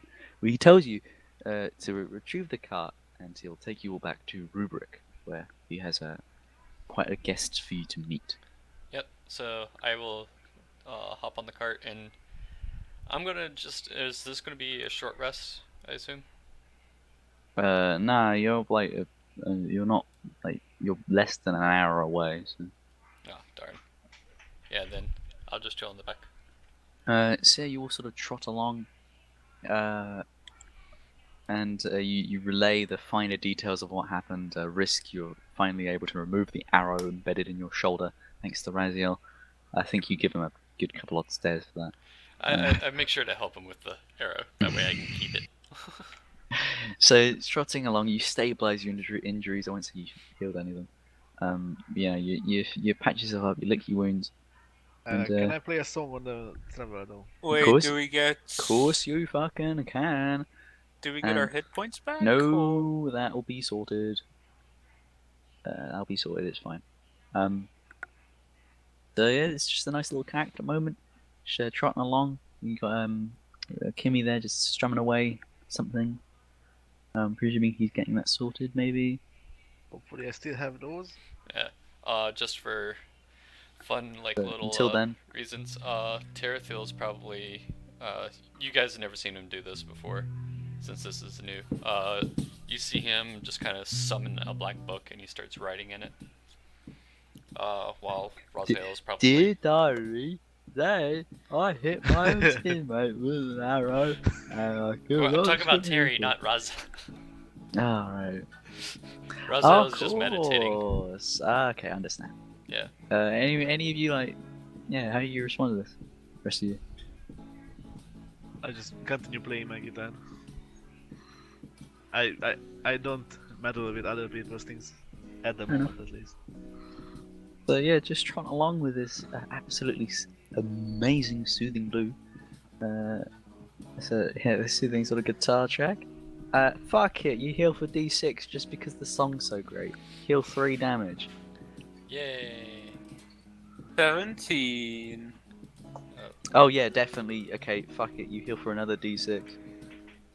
With his performance, like, yeah, you heal for 9 points in total, so an extra 6. in total. 23. Yeah, I forgot I should do that. But yeah, just rattling along. Nothing. You got anything to say for each other?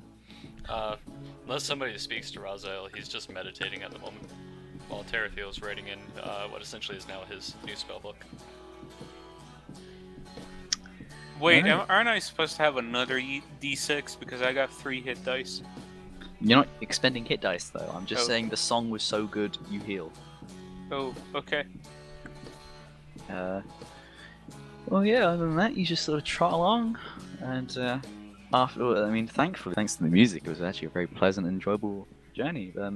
You get there in practically no time at all. It feels like.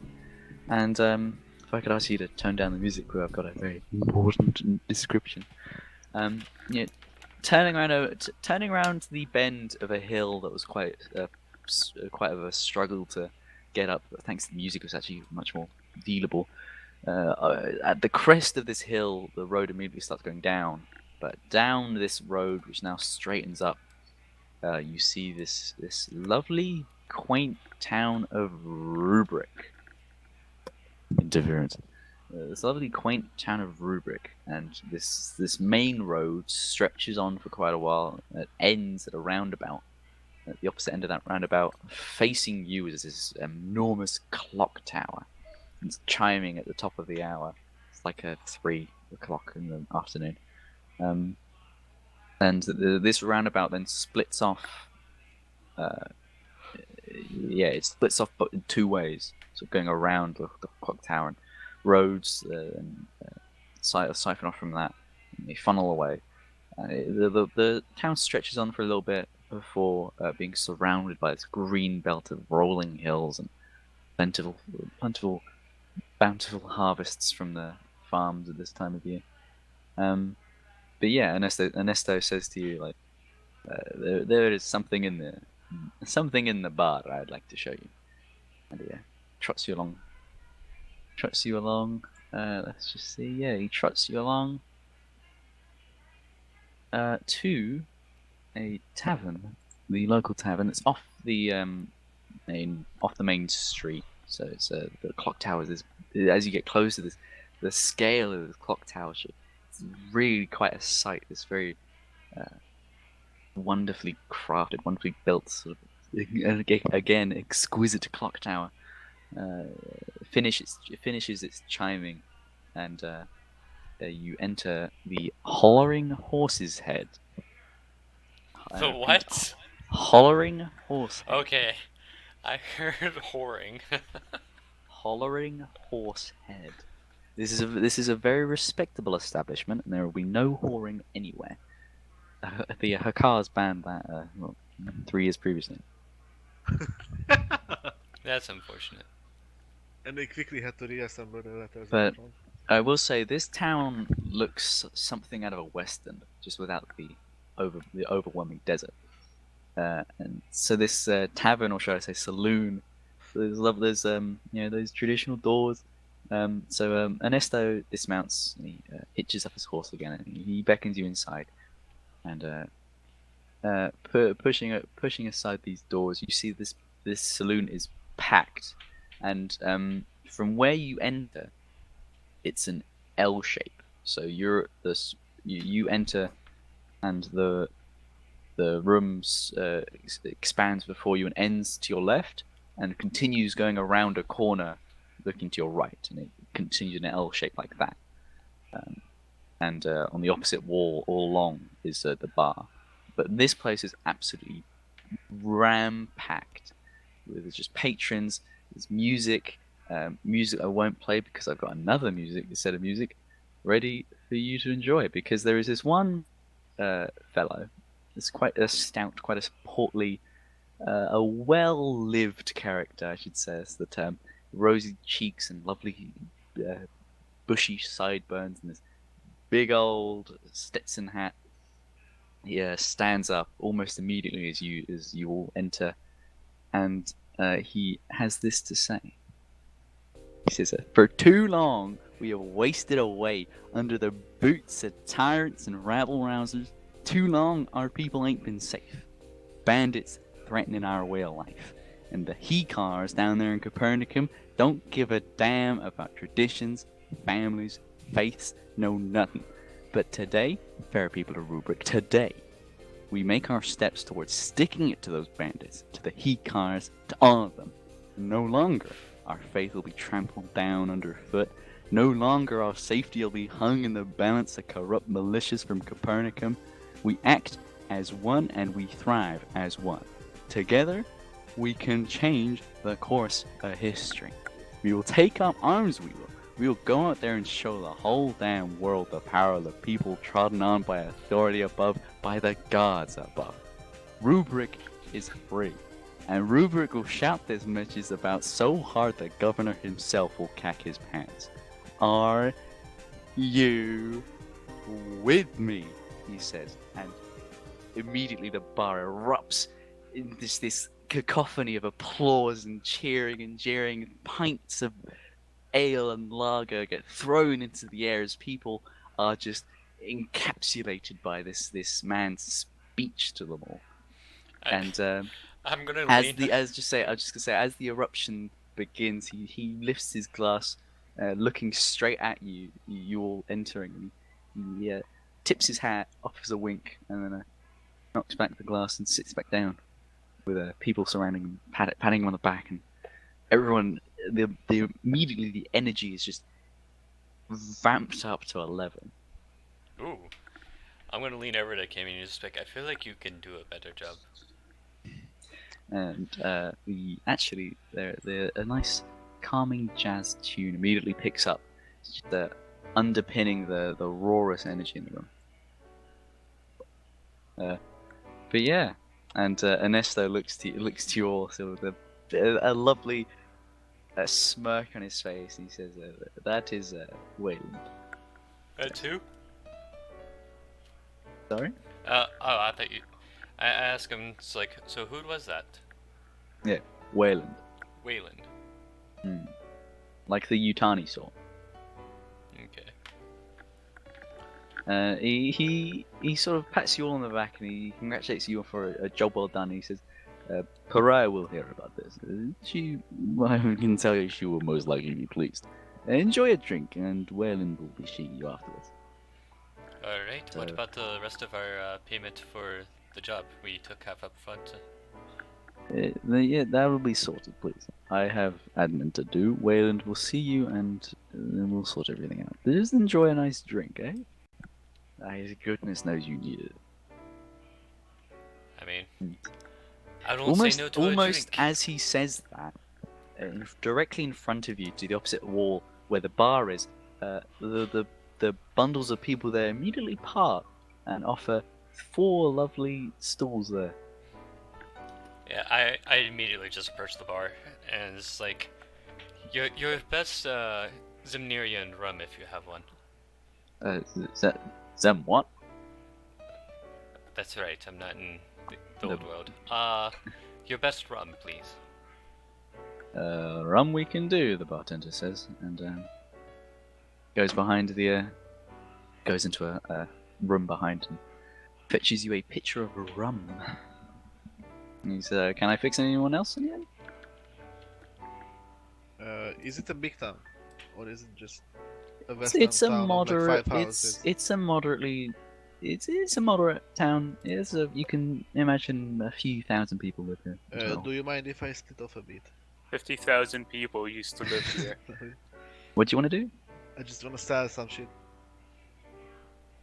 Like, What? I have way too many weapons on me at this Yeah. point, and I want to sell Oh, some. okay, yeah. That'll be sorted. Yeah. Right. Um, Enjoy the moment right now. yeah, I kind of hold my hand out to the bartenders. Razael, Yeah, Bill. Thanks. uh, I'm sorry, but I've got like 300 people in this tavern right now. It's crazy. yes, I was wondering, while we're here, enjoying our drinks, what can you tell us of, like, where we can find decent, shops and whatnot? And the facade of busyness he showed you immediately stops as he puts the glass he's mopping down, and he immediately turns to you and says, well, I mean, we've got the finest stores around. I mean, there's just one, the Fantasy Tesco. I mean, where else? They just have everything. You should go there. You should go. You should go there soon. Check it out. I think my cousin works there somewhere. And Fantasy yeah. Tesco. yeah, it's a family business. It's kept Rubric alive. This shop. In the meantime, I just go into a somewhat chill corner and just start strumming my guitar as well.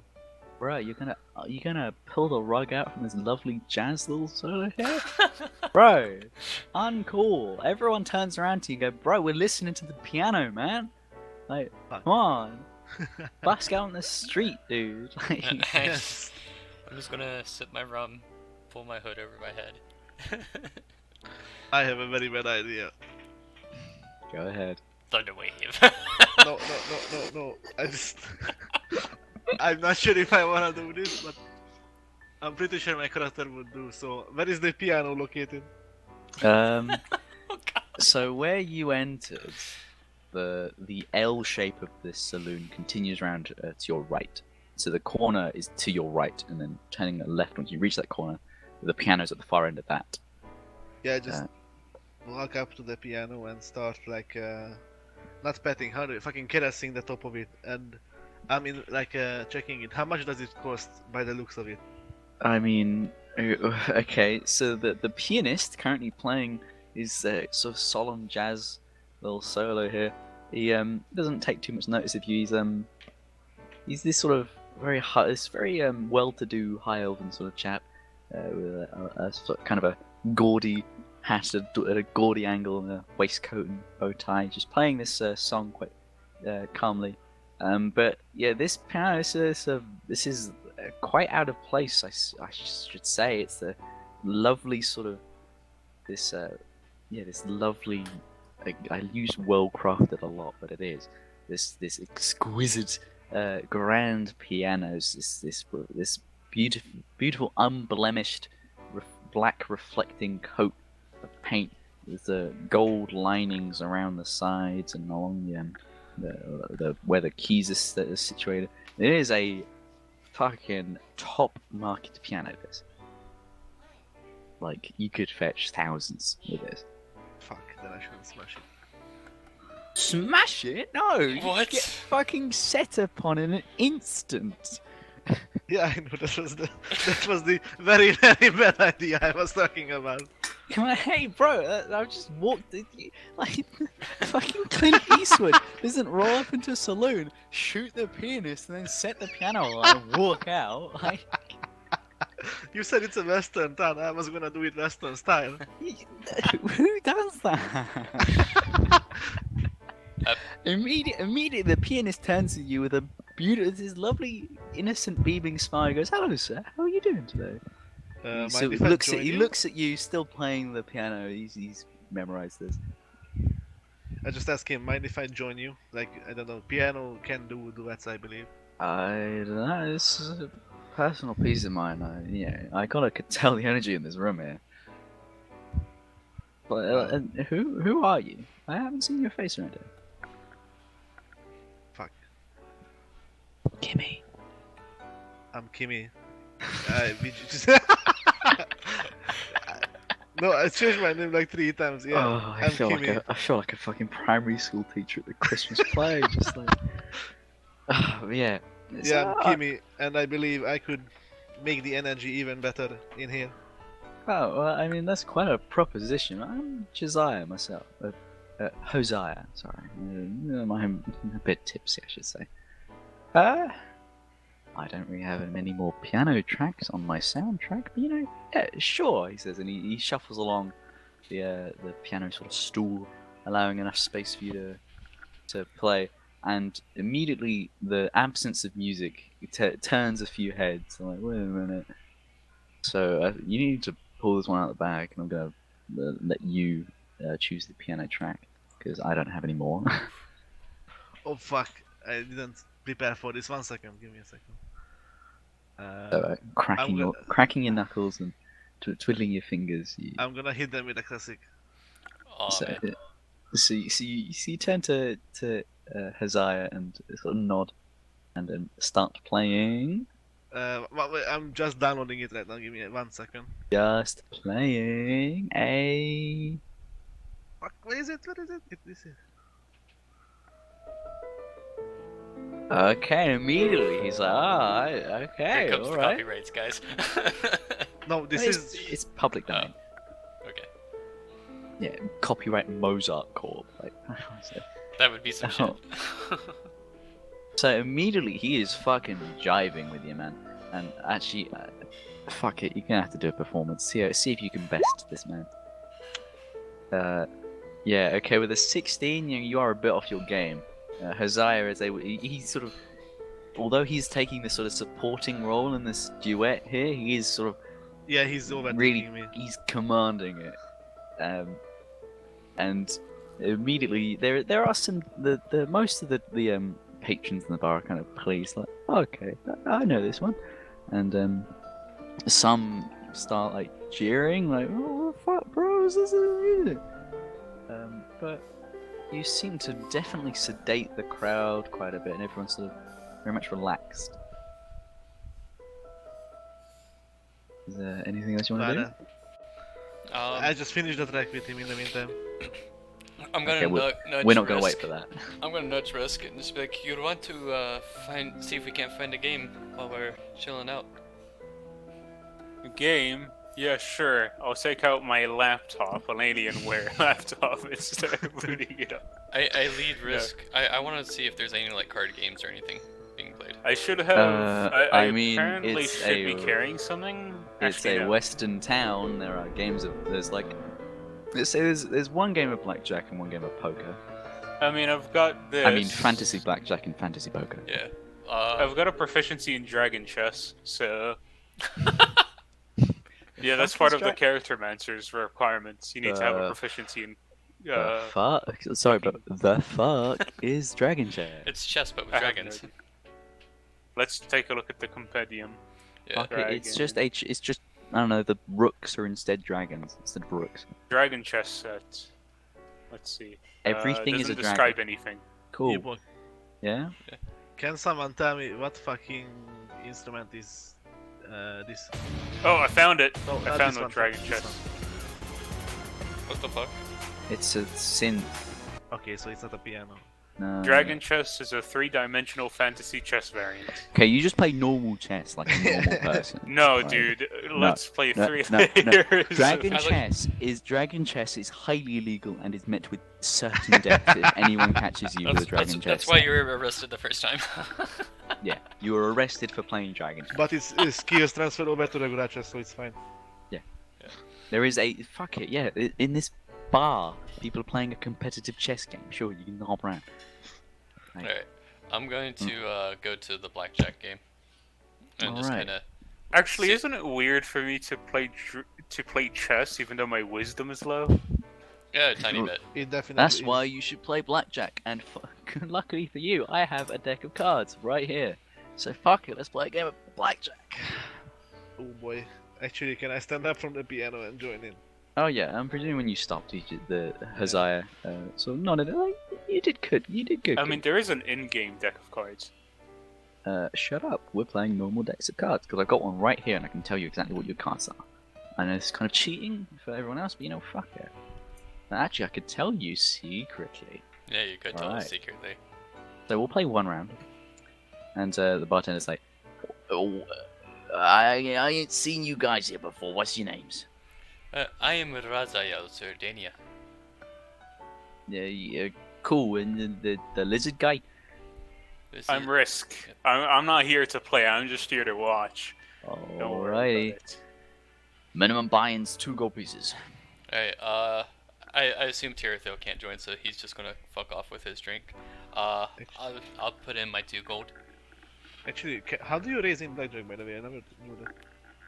Huh? Or do you just not raise in blackjack at all? Let's not think about it. Alright. Alright, so, wait. He deals out the cards. And his upturned card is a Queen of Spades. And seeing as no one else is playing, your cards, Raziel, are a 6 and 10 of diamonds. A Which 6 is a and 10 of diamonds? Yeah, he says, you're hidden. Hmm, Number 21, just so you know. I know. I'll tell him, it's like, no, I'll stay. Alrighty, and he turns his other card. Ace.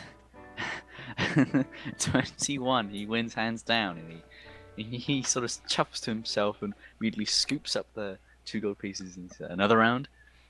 Double or nothing. Double or nothing. Can I take part in this one? And he's okay. So you sit down. And he's okay. You were on the piano, right? Yep. You did good. I recognize the number. Okay. Well, we'll go back down to 2. How about we make it fun and put 10 down? Alrighty. It's your money to lose. He accepts 10. Yeah, It's gonna be down 10 to minimum. Yeah. Alright. So he deals cards out. I hope you're getting the sound. Yeah, Um. it's actually So somewhat immersive. I kind of like it. Raziel and Kim, you have both 2 cards, and the dealer's upturned card is a 4 of hearts. And I will poke you with your cards. Yikes.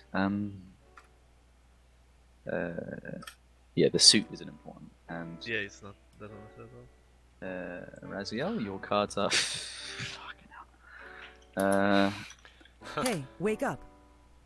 And he looks to you, Raziel, as you are. Wait, no, yeah, you are left a dealer.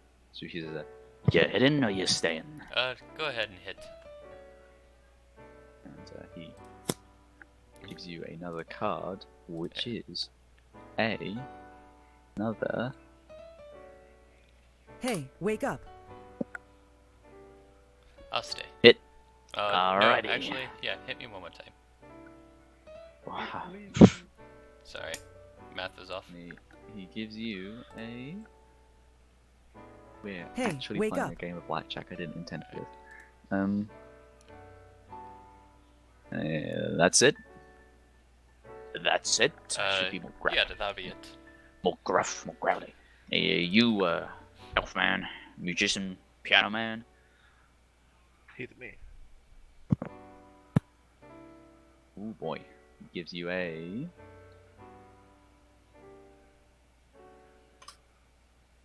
And that's worth 10 if I remember correctly. Yes. Alright, then I'm out. Bust. Oh boy, oh boy, oh boy. He drags. He sort. You're all. Your money's in a pile. I'm done. Alrighty then. And I'll go easy on you. And he just draws his card, and it's 10 and 4, which is 14. And I didn't do the maths, so Raziel, what do you get? I have 18 total. 18 total. And Victor, and he drags 30 gold pieces your way. Sweet, so that puts me up to 30. Another round, another round. Another round. How about 50 gold this time? Oof. 50. Alright, I hope you appreciate I'm not buying into this one. I'll just be dealer, alright? Alright. Alright, I'm fine with that. So you both put 50 gold pieces into this. Risk, I suppose you want to join at this point? No, I'm fine. And Just playing since your Jay fucking isn't dragon chess. since Jay isn't Um, here, I'm not gonna make him. Alright, so.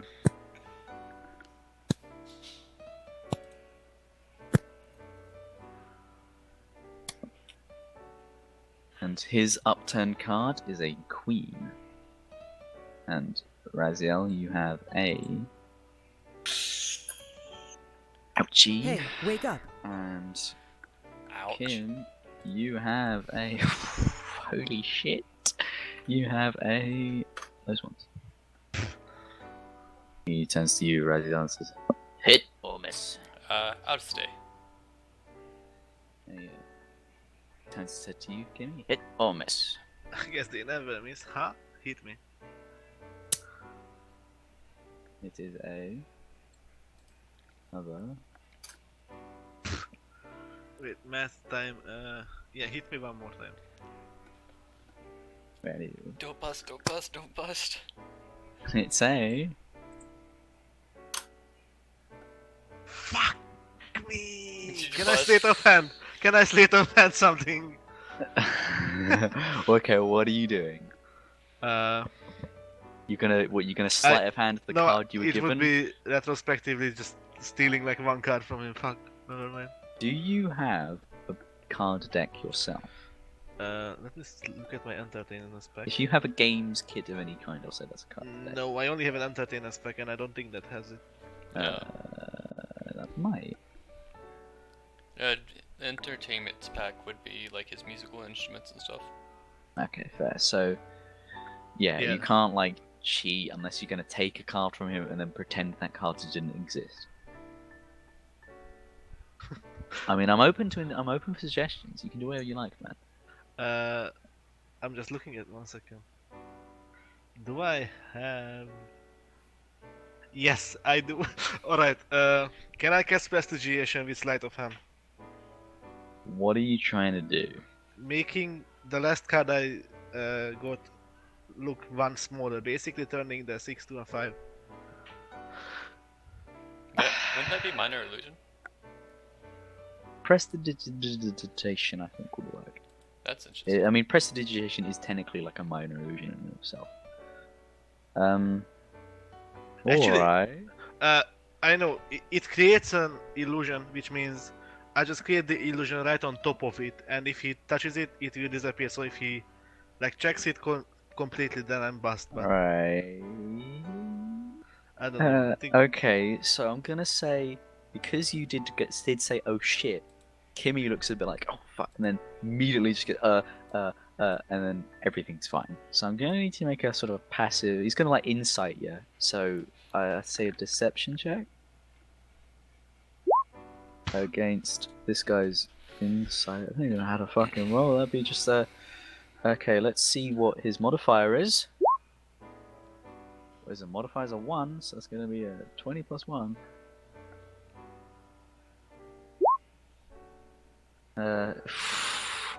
And I accidentally clicked the back button on my mouse, which sends me out of the game.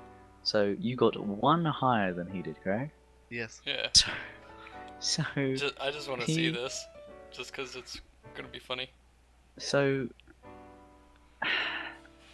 okay, so you must run to your breath like oh shit, but then you do like some weird sort of notion with your hand, and a minor shimmer appears briefly under like on your card,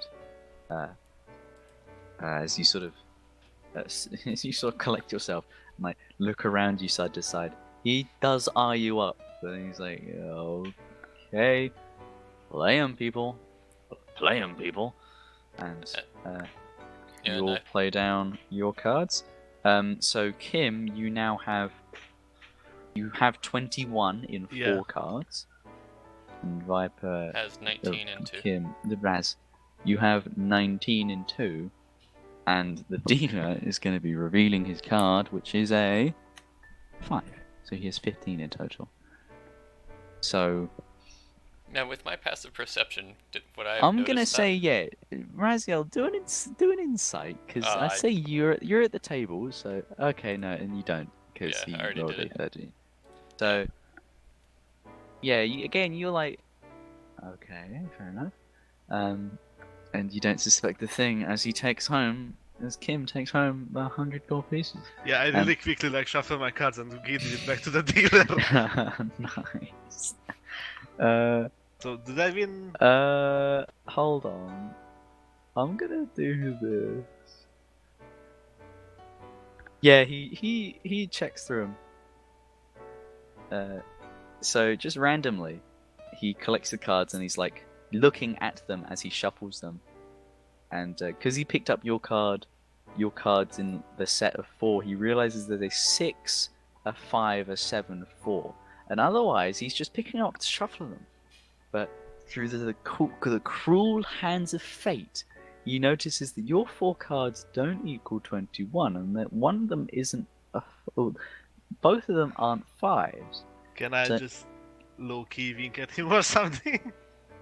So he's just innocently just is going to shuffle these, and then he stops, and his brow sort of furrows, and he looks up at you, Kim. And he's just sort of staring, and like, wait a minute, and he immediately throws the cards down. He's like, I knew it.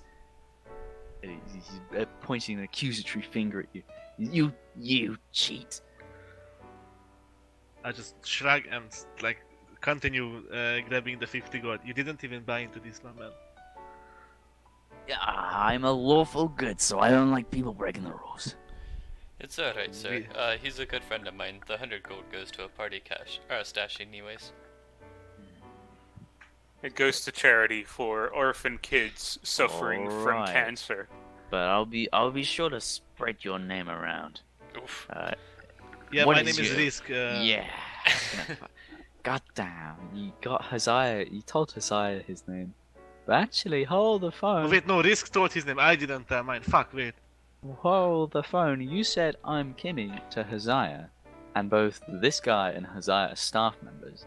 So as you pack up to leave, I'll say Waylon comes over to Risk and Trathiel are both at the bar, right? Yeah. So yeah, he comes over to them and he starts talking to them. As you're sort of gearing up to leave, he'll go over to Haziah and say, What was that guy's name? he's like Kimmy or something, and he's like, I know your name, Kimmy. Well, you'll what never makes you think you'll never play a decent game of cards here again. if I A give you a decent- false name, what makes you think he knows my real name? Oh, it's the only thing I got, so I'll remember your face anyways. Alright then, and I just shrug again. he waggles another accusatory finger and sort of gruffs, content in the fact he didn't actually buy in on company money. But yeah, Waylon is now entertaining you two as I put my cards away. I'm going to join them after everything went down. Yeah, he's not the blackjack dealer isn't chasing you or anything. You're all right. And Wayland, he greets as you all sort of group together. He greets you all as Ernesto sort of beckons you all. He said, oh, howdy, welcome to my fair jurisdiction, I should say. My name, if I haven't been already introduced, is Wayland. I'm the village elder around here. And it's a pleasure, misters. Misters, it says with a question at the end. Yeah, believe all of us are males. And kind of look at Misters referring to your names, sir. Oh, Raziel, this one here is my twin brother, Terathil. Ah, I can tell. Yeah, I'm Bob. Alright, and you, Mr. Lizard Friend? Mr. Quite Imposing Lizard Friend, I should say. What? Your name? My name's Risk. Ah, that suits you. Right. Yeah, come on, come on. We'll separate ourselves from the rabble rousers here in the bar. Plentiful fine folk here, I should tell. But let's get. That's actually a good point. Let's go get some private space, he says, and he leads you to the clock tower, and he entertains you in his private lounge. And with that, yes, have a break. All right. I'm gonna Let's grab have something a to eat real break. quick. This is good shit, people. This is good shit. Yes, You're burnt some doing bodies. great. Didn't set off any traps except one. Alright, I put the Claire de Lune on. You're on the intermission screen. I'm also going to get something to eat. All Yeah, right. that was quite. Pat yourselves on the back, people. Pat yourselves on the back. Yeah, let's say we'll see if everyone's back by quarter 2. And Viper's already gone, right? Well, we're going for an ad break soon, folks. So do stick with us. So when yeah. are we supposed to be back? I'll see if we're all back by quarter 2. Like, yeah, 10 minutes, 15 minutes. Quarter 2, 15 minutes to. Quarter of an hour till the next hour. Oh, For you, 7:45. yes, perfect. Right.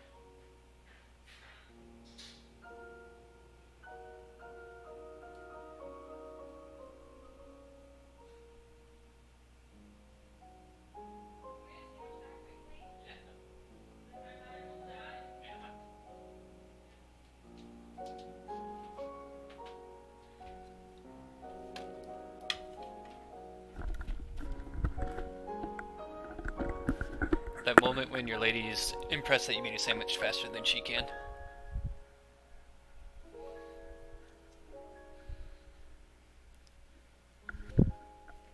Ooh.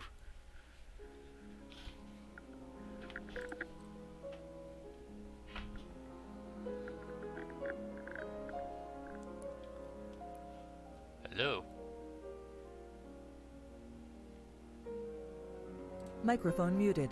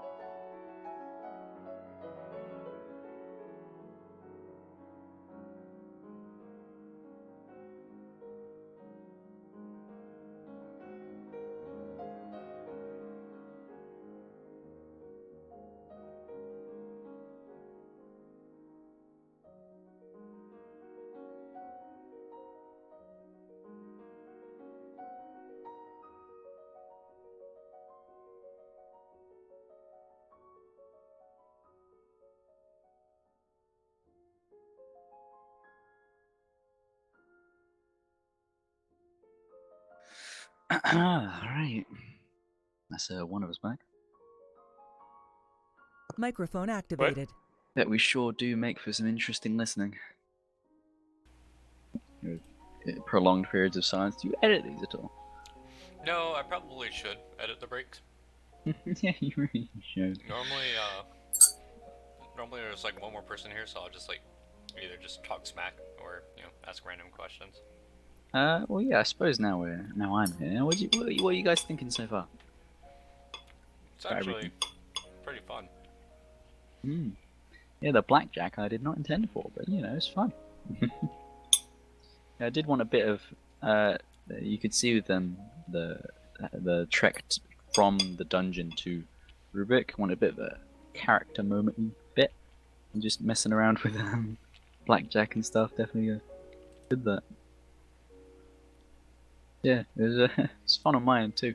Just Well, I know this is play like blackjack. your first time DMing, right?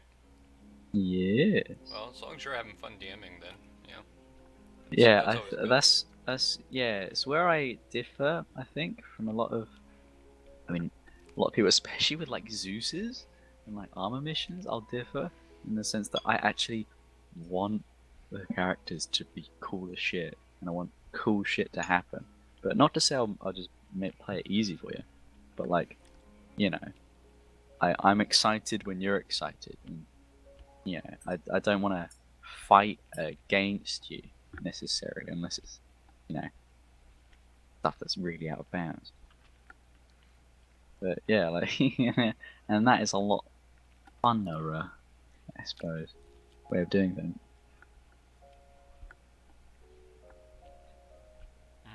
Like, I'm comfortable with giving you a fucking overpowered vorpal sword, because fuck yeah, it's cool as shit.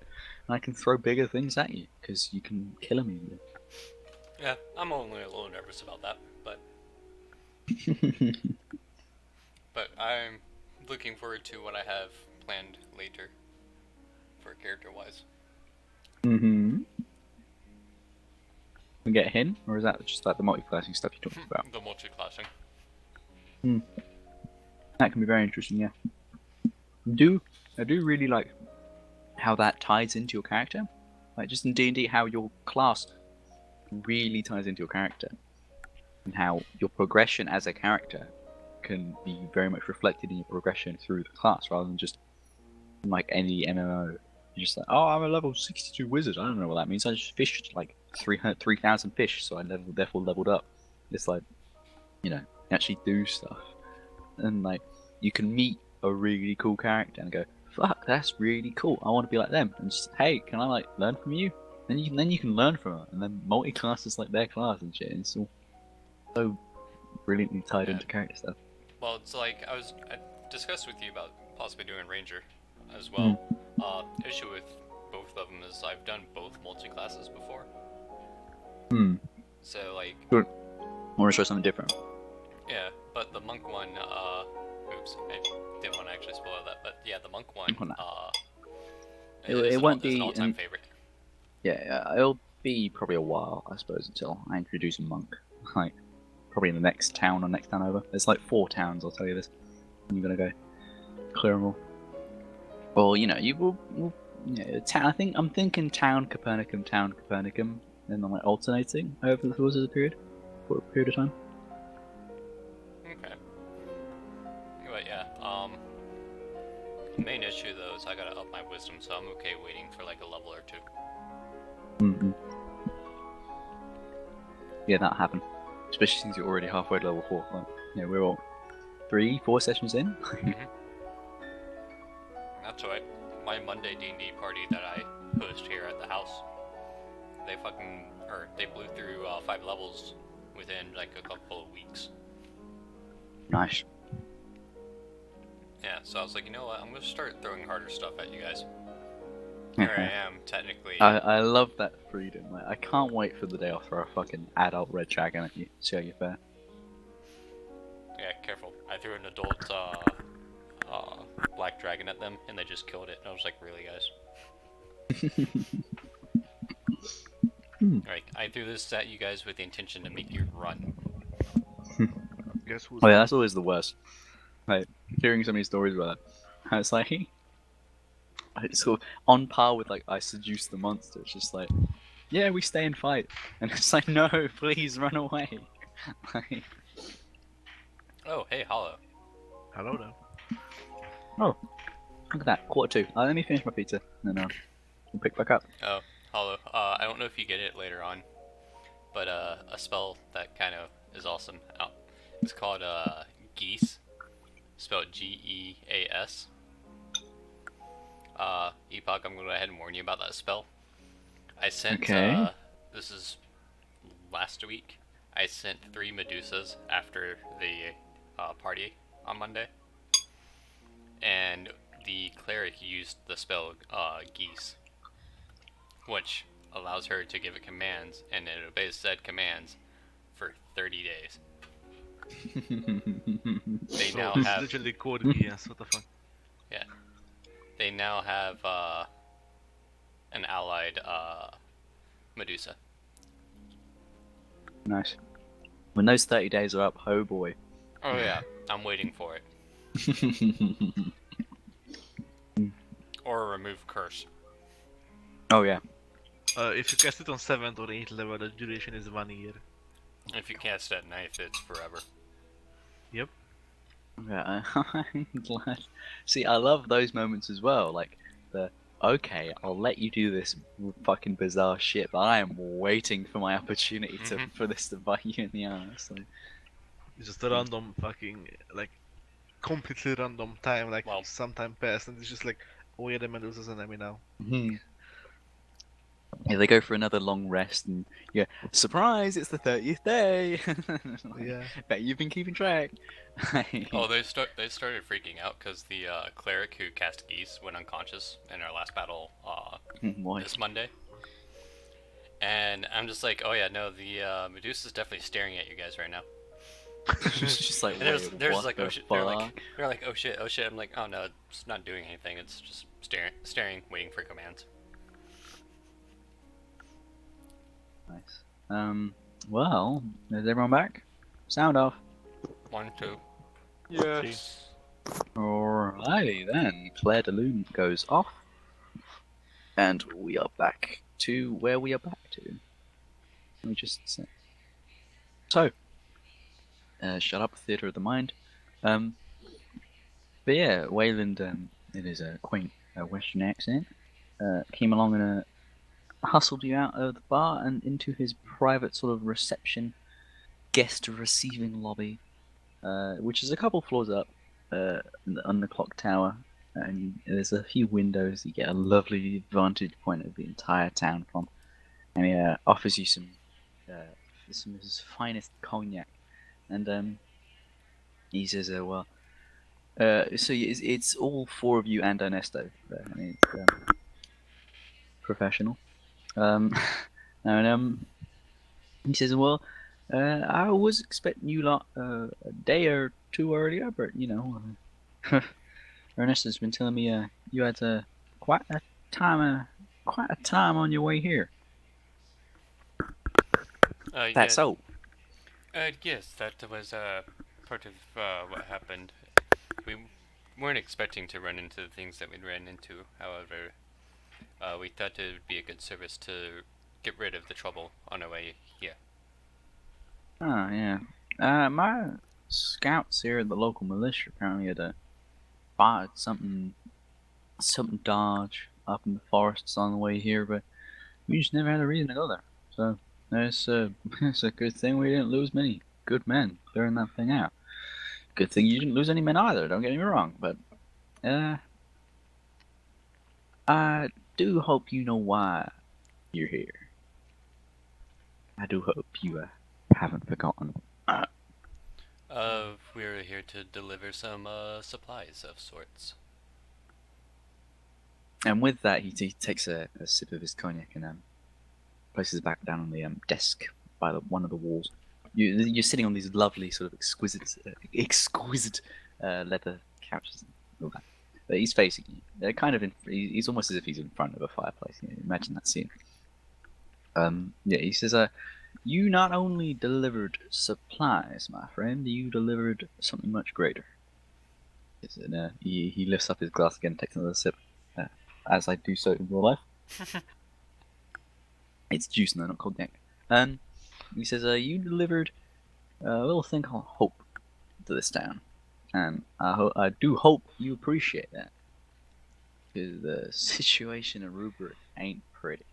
Ain't as pretty as the view outside these windows. In reality, well, you know, I mentioned the militia, the scouts. Well, they up and left a week ago. They had been up and leaving for the past month. So, Rubric has been left mostly defenseless. So, sort of scratching his neck, kind of talking absently. It's almost like he really can't quite process this. And I don't quite understand why, which is why I'm quite glad you people of the woods, as we call you, followed up on your extension of the hand. Here, in this town, we are quite grateful. We are grateful you pulled through. Don't get me wrong. As I told you, there are some unsavory characters in the bar, but yeah, well, I'm sure once people get to know you and why you're here, there'll be quite a lot of respect. Faced not only with the militias not being here, I suppose as a consequence, the bandits around these parts of town have been increasing their operations, and there's one band of them, the Blue Band. I didn't think of the name. The Blue Band. They've been, for lack of a better word, fucking up innocent people's business, and the militias, of course, ain't gonna do anything, and we can't do nothing ourselves. So the Tonymus, whatever you call yourselves, people of the woods, your help will be greatly appreciated. And I've actually been in contact with your leader, a pariah, one of them, and yeah, we've been getting on quite fine, but we do have some leads we'd like you to run up on, but not right now. I can see you're all a bit worse for wear, and the the keys of the little town here, our little rubric, are open to you. There's shops. If you I've arranged for lodging in the Holler in Horsehead, so you can get a bed, the finest bed in the whole in the whole town. And there's just shops, all that MacGuffins, and I'll be speaking to you in the morning. Alrighty, sounds like a deal. Or at least I'm satisfied. I can't speak for my companions myself, I'd like to think you could. You being adventurers and all. Well, It's whatever. We can do it. Hell yeah, brother. I like your spirit. Like your spirit, feller. But yeah. With that, you can take your cognac with you. I don't mind. If any of you actually received any. Anyone a fan of cognac? Anyone? No. I'd prefer I prefer rum. All right. First suits yourselves. My office is always open. But you enjoy yourselves now. Get some rest. Will do. And I go searching for the closest shop, with I assume Kimmy right behind me. The Yep. Fantasy Tesco. Finest establishment of Rubric. This big, strangely out of place. Actually, strangely out of place. If anything, out of character, modern. Sort of superstore. With a big sign out the front of these sliding doors. These sliding doors, this arcane wizardry that's sliding doors. Blazoned across the top is Fantasy Tesco. This place And, looks awesome. Inside, the little jingle you're hearing right now plays. Definitely not copyrighted. Yeah, there are just rows and rows and rows of groceries, and I'm not sure of the situation in other countries, but like in here, there's a tobacconist sort of stand. You can buy cigarettes and shit. Imagine something like that. It's sort of an offshoot of the main cashier's section. Imagine that, but for weapons and armor and shit. That's where you go. And as you all sort of walk over the big sign saying, adventuring gear, big arrow painted to your right as you journey off your wonderful discovery of Fantasy Tesco. Come by any time. Every little helps, TM. Yeah, you come across this big, long sort of desk, counter. There we go, a shop counter, and there's a cash register, cashier, and behind him this big gated sort of the display wall almost of just all sorts of shit, of swords, of arrows, bows, crossbow, all everything you could want is here. And let me think of a voice for this guy. Howdy, it's me. I'm your local Oh my god! Fantasy Tesco cashier. How can I help you? Every little helps, Tim. Do you have an assistant by any chance? No, I'm the only one working this adventure gear store, and don't you worry. Splendid. Do you buy? Oh, well, you want to see what we're selling? I genuinely can't. What did you say? Do you want to see what we're selling?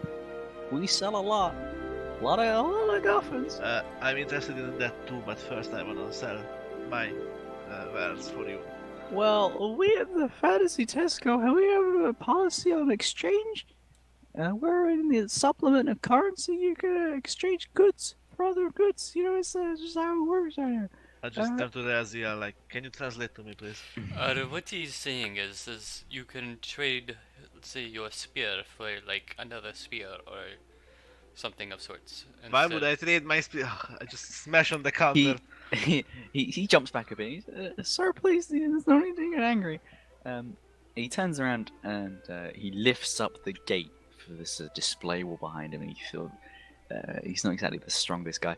He takes a bit, and then he's able to push it up, and he shows to you his stock, and his stock consists of, every weapon you could want, every standard weapon, martial, simple, all of them. He does offer a selection of armors as well, pristine, finely crafted, and of his special display, there are these 3 items. There is something he proudly introduces as the spinoculars. which are a pair of regular binoculars that can zoom in and magnify images far away, and also provide advantages to checks to recognize a person seen at a distance. So you have advantages on a check, say you're spying on someone. So it's a normal pair of binoculars otherwise. If you're spying on someone, you can go, who is that guy? If you know them before, but you can't remember them, if they're like in a disguise or whatever, you have an advantage on finding out who they are. If you know them. Probably for you, Razzie. I'm not gonna. And also, if possible, it also provides insight on any traps in the area. So if you're scouting out like a complex, you can see, oh, the gate is trapped, and you see all this stuff. So it's a good scouting tool. That's for 400 gold pieces. And the second item being the dope rope, which is a 50-foot length of magic rope that can propel itself when thrown up to a reasonable distance. And latch on to whatever. If there is anything to latch on, the store system that shows you, it will latch onto it. So there's no problem with the rope not catching anything. If there's something to catch on, it will catch on, and it can hold a virtually infinite amount of weight. The assistant tells you. That That's for sounds 7 like something I would want. 700 gold pieces. Alright. And the final item he shows you that. A little spectre of pride in his voice, and it's the spelling spellcaster, which is a small, quite sort of a baby's first wand. It's a quite obviously a toy wand, but he assures you that it can, when any spell is cast, the user of this toy wand can change any single letter of the spell cast, and what that spell now becomes is what the spell is. So, if someone casts Cause Fear, the user of the spelling spellcaster can change that into Cause Bear, and it will then cause a bear. And that is for 900 gold pieces. And besides from everything else you could possibly want, this is the special display. I'm And just it gonna works with state- any spell. Yeah, any spell that has a verbal component, which is pretty much all of them, you can change one letter of. Once per long rest, one letter of any spell, and that spell then becomes that. Yeah. Hearing So, that description, I don't know. Brazil's I eyebrows suppose, twitching. I suppose Thunder Wave you can change to like Thunder Rave, and it's just a rave of just electricity just everywhere. You could be just anything. Just change Yeah, one no. letter of any spell. How much would you give for these weapons? I just show him my longsword, my spear, and my hand axe. So you're not Vorpal Longsword. Basically everything but that, yeah. Well, there's so let me get up my cheat sheet. He pulls out a raggedy sheet of weapon prices. Let's see. It's actually getting kind of hard to see the weapon prices. Hold on a minute. And he has he furiously flicks through a big sort of encyclopedia. Now he has a wiki almost. He has okay. What are you selling? I'm selling a longsword, spear. He notes this down. A long sword, spear, and what was that? The Hand last axe. one? Hand axe. So he does the math and he says, okay, it's just so that's we can give you a 20 gold pieces for that in a bundle. And that's the last price you give me. I could give you 19 if you want, sir. I'll take 19. I would let him do it. It's Okay, sir. And he quite gingerly takes your big, bloodied, dented weapons and he puts them under the counter. And he pulls out a purse and doles out 19 gold pieces. Yeah, and I would like to buy that wand off of you. At the back. The spellcaster, sir. Yeah, that thing. Yeah, that thing. 900 gold pieces. And I just reach to my back and grab like 2 giant pouches of gold and just put it on the counter. All right, sir. I hope you understand. I'm gonna have to count through all of these. And he then spends Yes, I do understand. he then spends the next 3 minutes counting through each gold piece up to 900. And he's Can like, I just "Well, fuck with him with my last splash slot? Like just start prestigiating random gold pieces in and out? if you want to spend longer, sure." Yeah. I mean, while So- he's doing that, I So guess I'm just gonna- he's flipping through these gold pieces, counting them, flipping onto a pile, and then suddenly the one he's in the process of flipping disappears, and he stops for a second. Damn it! I lost count. And he puts them all back in the same pile. No, and I doubles just them tell again. him you were like, I don't know. He counted like I don't know 400. I just tell him, oh yeah, you were at 420. I got to 500. I know that much. I don't know. I'm just got to count these. Can you please just leave it alone, sir? And he counts through them again. Another 4 grueling minutes pass as he's counting each gold piece. You can tell he gets slower with each one. He's getting quite a bore. Thanks, Kimmy. Is He did this to everyone. And 899. I lost count again. Can I cast it to level 2? Only joking. 900 gold pieces, and he two-handed, he sort of scoops this big old pile of coins just into the cash register just haphazardly, and he produces it's like a 10 centimeter long just sort of plasticky wand. Doesn't reach past the length of your sort of index finger, but he presents this to you. Does you like a receipt for that? I genuinely don't understand what you're saying sometimes. Fuck. What he you asked like? if you wanted a receipt. Yes, please. Alrighty, sir. And then he takes out a piece of paper and starts writing down. What's your name, sir? Kimil Meister. Apostrophe between E and M. Okay, and I see Tesco. 900 gold pieces. Yep. And then he hands you a receipt. And can I interest you or anything else? Not me. Thank you. Terathiel is going to sell his sickle. So the cashier sort of takes the cigarette. He's like, It hasn't Oh. been used. I can give you I would bog you down in silver pieces, but I suppose I'll just give you a gold one. It's fine. Alright. And he just flips you a gold piece. So that. And then how much was the rope? The dope rope was 700 gold pieces.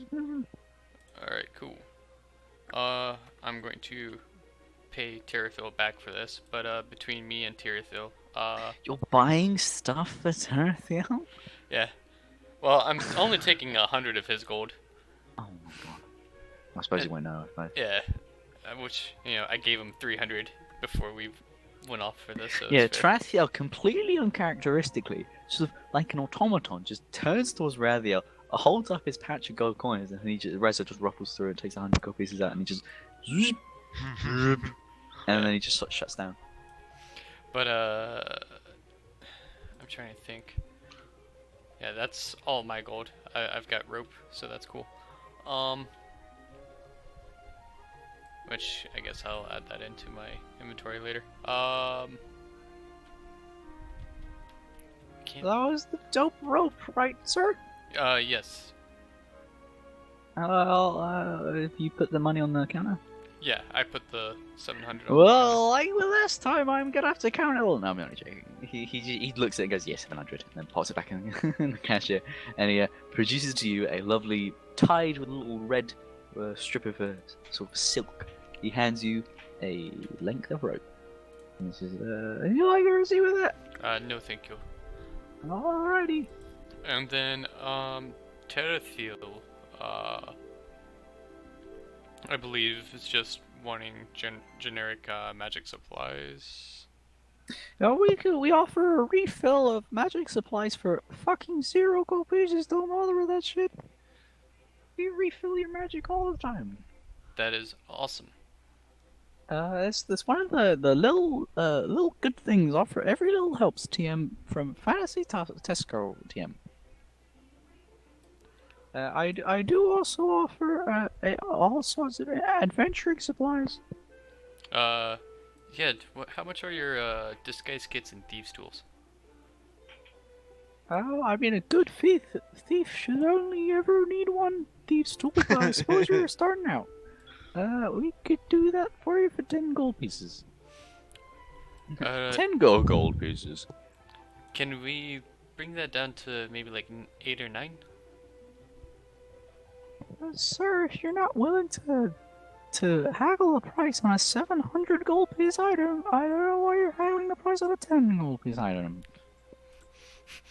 It's 10 gold pieces, but the 700 gold pieces was fine. We do have a system of bartering here at Fantasy Disco. Do you guys take IOUs? I'll have to check with my managerial staff, but I'm gonna say no.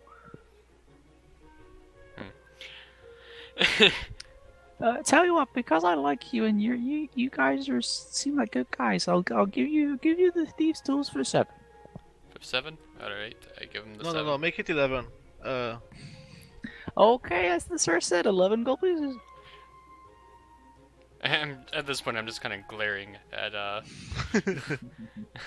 at my wonderful bard friend. And he's just smiling very smugly. Alright, I'm not one to argue with the sir said. He paid more for his item, so he gets to tell me what to do. alright, And I also asked for less on my sword items as well. So. let's see, how many stuff do I have? Alright, cool. So is one thief's soul for 11 gold pieces, and the disguise kit is 25 gold pieces.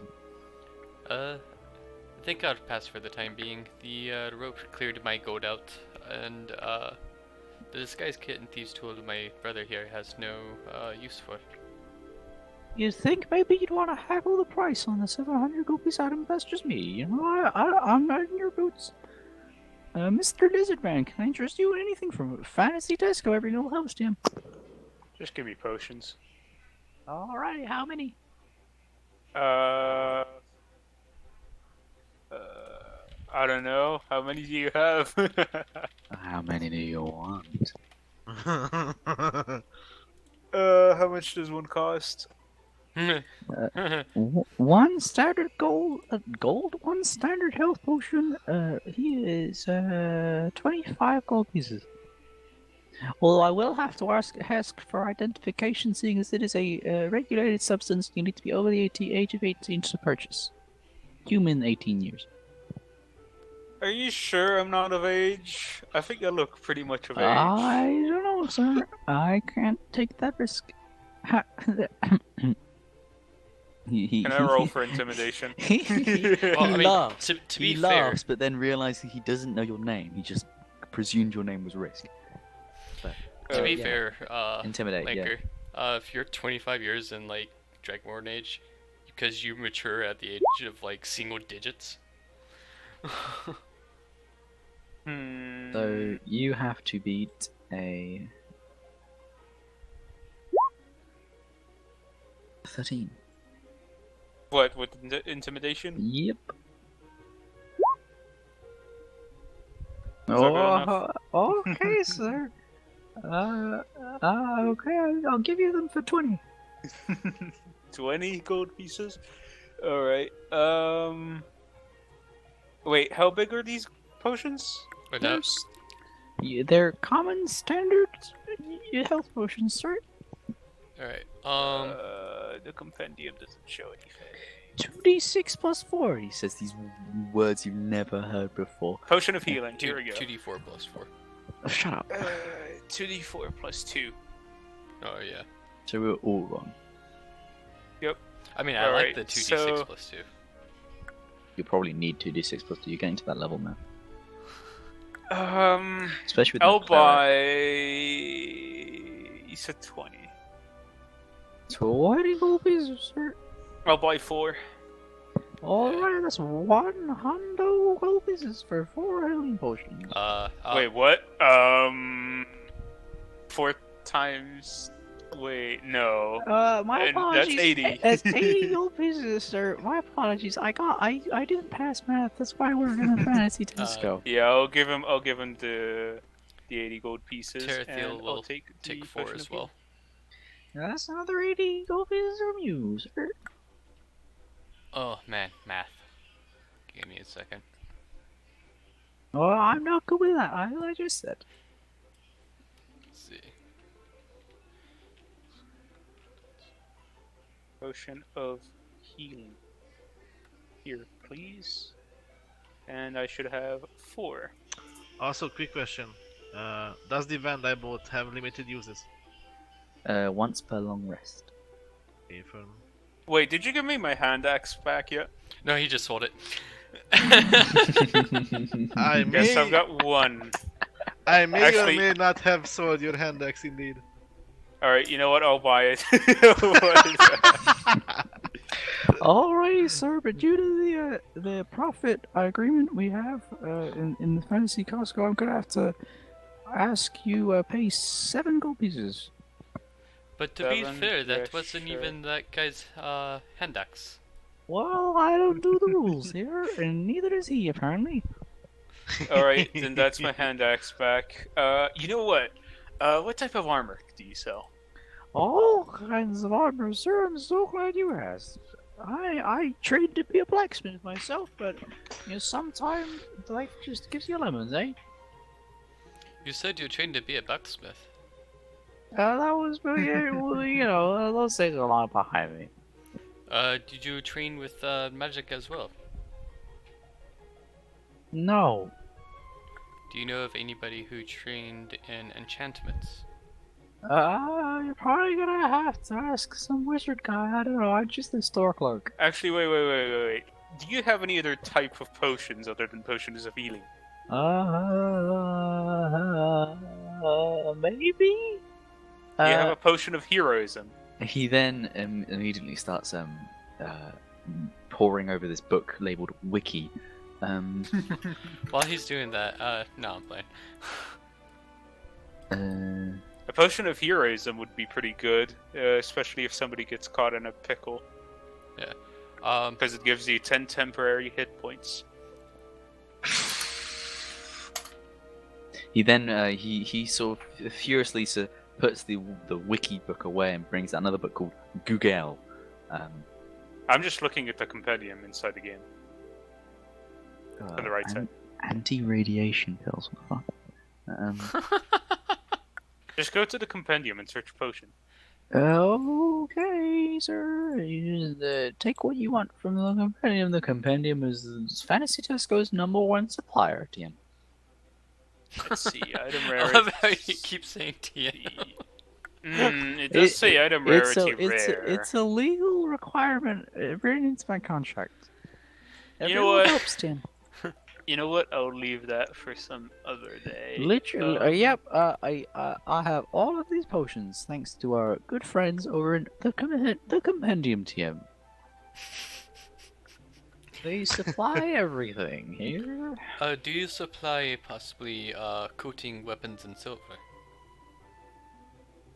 Why the hell would you like to coat weapons in silver? It's a personal reason. Go to one of the actual blacksmiths then. Maybe I'm not actually legally qualified. But you just said you trained in blacksmithing. I was training to be a blacksmith, and then life gave me some lemons, and here I am. You didn't complete your training, did you? No. I am like 17 human years old. You sound like you're 80, lad.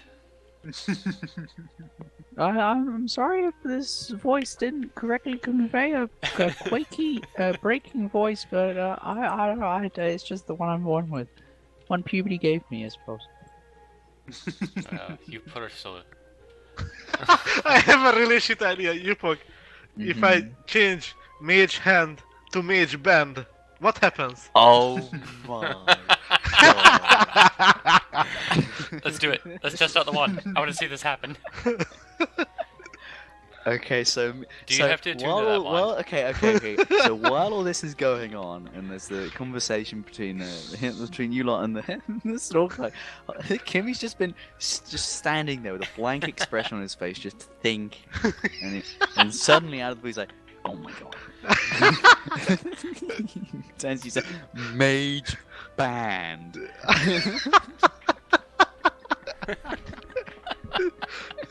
So what do you do, Razia? What do you do? I was gonna help him with that, but Mage Band, do you need help with the wand? Because I don't think you can cast two things at the same time. What? For No, you, it's not like you're not casting a spell. You're just kind of like changing what spell you're casting or what spell someone else is casting. Okay, I thought it was acting like a counter spell where you have to. No. Okay. You can just change any one once per day. Actually, so Man. someone could cast like Thunder Wave and just go Thunder Rave, and it's just a bunch of crabs. Man, Like it's just once per long rest. You can change any spell that is cast by anyone. I'm kind of watching after he says that. I'm just kind of staring at Kimmy. okay, It's like, so- good one. So Kimmy, are you casting Mage Hand and instead I'm of thinking Mage of- Hand? You just cast Mage Band. Is this Mage Band. happening?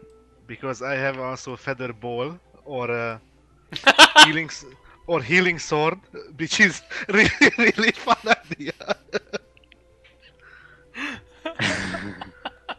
Oh my god! You gave this to the worst person, I think. The best. You're the only one who can find uses out of this. Healing sword. I love it. I mean, I'm looking at Terathiel's stuff, and I really don't have a good one. Like, he's got Hold Person, Misty Step, Witch Bolt, which, I mean, I can think of something for that. Shield. Then he's got Message, Blade Ward, Toll the Dead, Oh my goodness. Eldritch Blast. Oh my god. I want to see Mage Band so bad. I do too, actually. so, Yeah, I do Spare guess. the dying. So what? You run? I just imagine you run. You fucking sprint it straight back to the hollering horse head. You crash open the doors and go Mage Band, and it crashes on top of this. These four mages crash on top of this fucking ancient grand piano, crashing it in two, and immediately they start.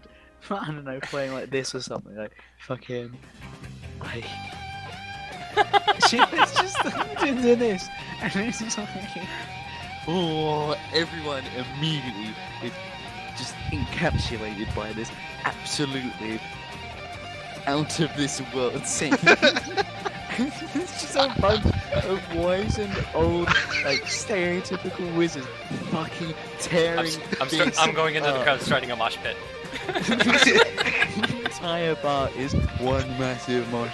Everyone is fucking losing their shit.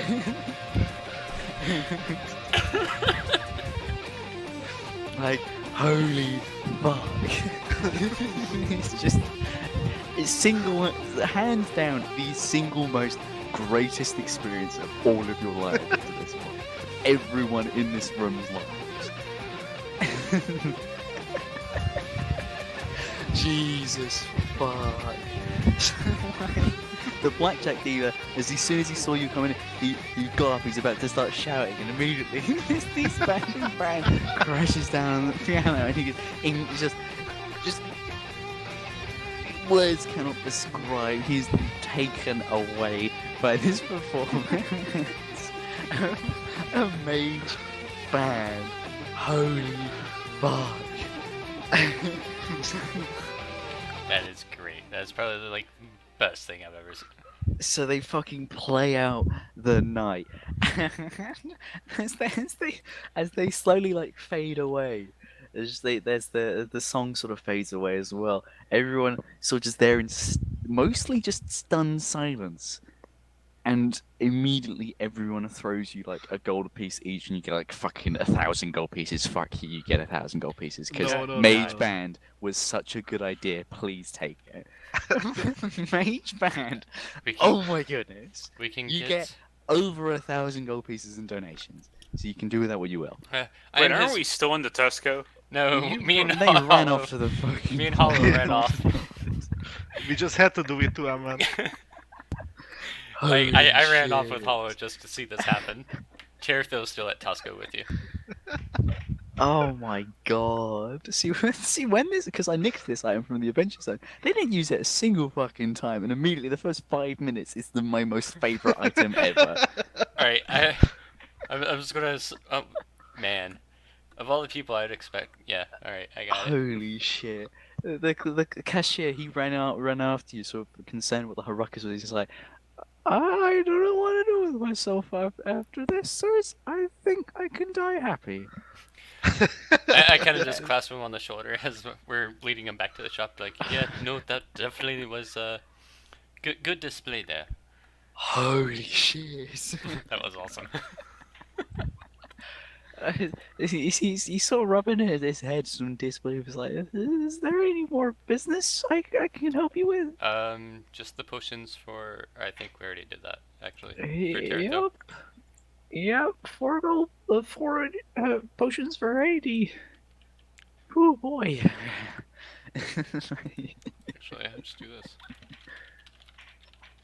Is there anything else I can tempt you with? A reminder, you still have these binoculars, a pair of regular binoculars that can identify people in disguises. Oh, well. That's kind of worthless. I mean, if you look at anyone with a disguise, you can identify them. What's the heaviest armor you have? Oh, well, what's the heaviest armor you want? No, Whoa. let's see. That got really sexual really quick. I was What just are you on. buying? I was just What are you on armor. He opens the wiki book again, and well, the heaviest armor we got is a plate armor for well, the standard price is 1,500 gold pieces. And offers you 18 armor class, minimum strength 15. Wait, stealth did you plate disadvantage. armor? Oh yeah, that'll practically turn me into a character from Mordhau. Well, the mid-range option is splint armor. Armor class 17, minimum strength 15, stealth disadvantage. Do you have some studded leather? Actually- No, because studded leather makes no. Oh wait, no, we do. I don't understand what makes studded leather better than normal leather. You're just putting more dots of metal on it, but you know we do sell it. I'm not one to judge. With All right, I'll buy plate armor. How much is it? 1,500 gold pieces, sir. Intimidation. Okay, I mean, as I said earlier, you're gonna have to actually intimidate the guy. Well, Oh my god. listen here.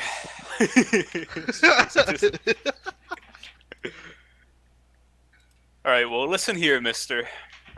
I've been on a very fucking annoying trip where I had to suffer some fucking sort of owlbear piece of shit.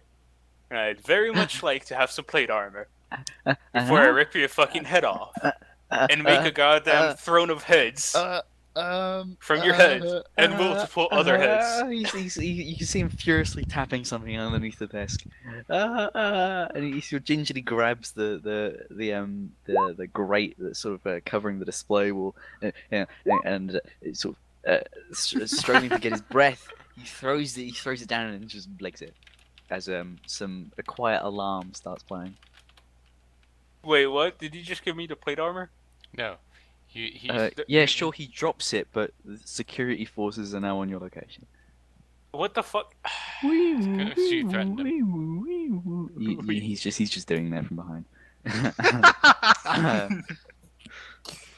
Alright, well, I guess I'll climb over the counter and take the plate armor. I mean, you did only get a 14, so he scrambles back and he's like, okay, sir, please get back on the other side of the desk, please. All right, then I'll get down. Get back down. I'll give you this for 1,000. And That's still way too high of a Oh, price. well, I guess that's what I get for not being a greedy bastard. you currently have security forces on your location, and I'm the only one who can tell them to piss off. Please, sir. Take it or leave it. We can come back Guess to I'll this leave it. if need be. Kimmy got over 1,000 gold. Yeah, that's if Kimmy wants to share that 1,000. He didn't you even just- want to share the hand axe, so I'm not expecting No, anything I else. I I mean, you forgot can- about the hand axe. You You can, can take, ask me though. You can take like a loan, I suppose. No thank. Well, okay. And he flicks a switch underneath, and the alarm stops. And he says, "Well, I mean, we do have probably so there's splint armor for 200 gold pieces with an armor class of 17, minimum strength 15. Oh my god. Can't I trade my chainmail for the plate armor? Chainmail is recommended resale price RRP in the technical term is 75 gold pieces. Did you just say R.I.P.? RRP, the recommended resale Oh, I price. think you said RIP, and I was like, oh, that's funny. How? It's got AC of 16.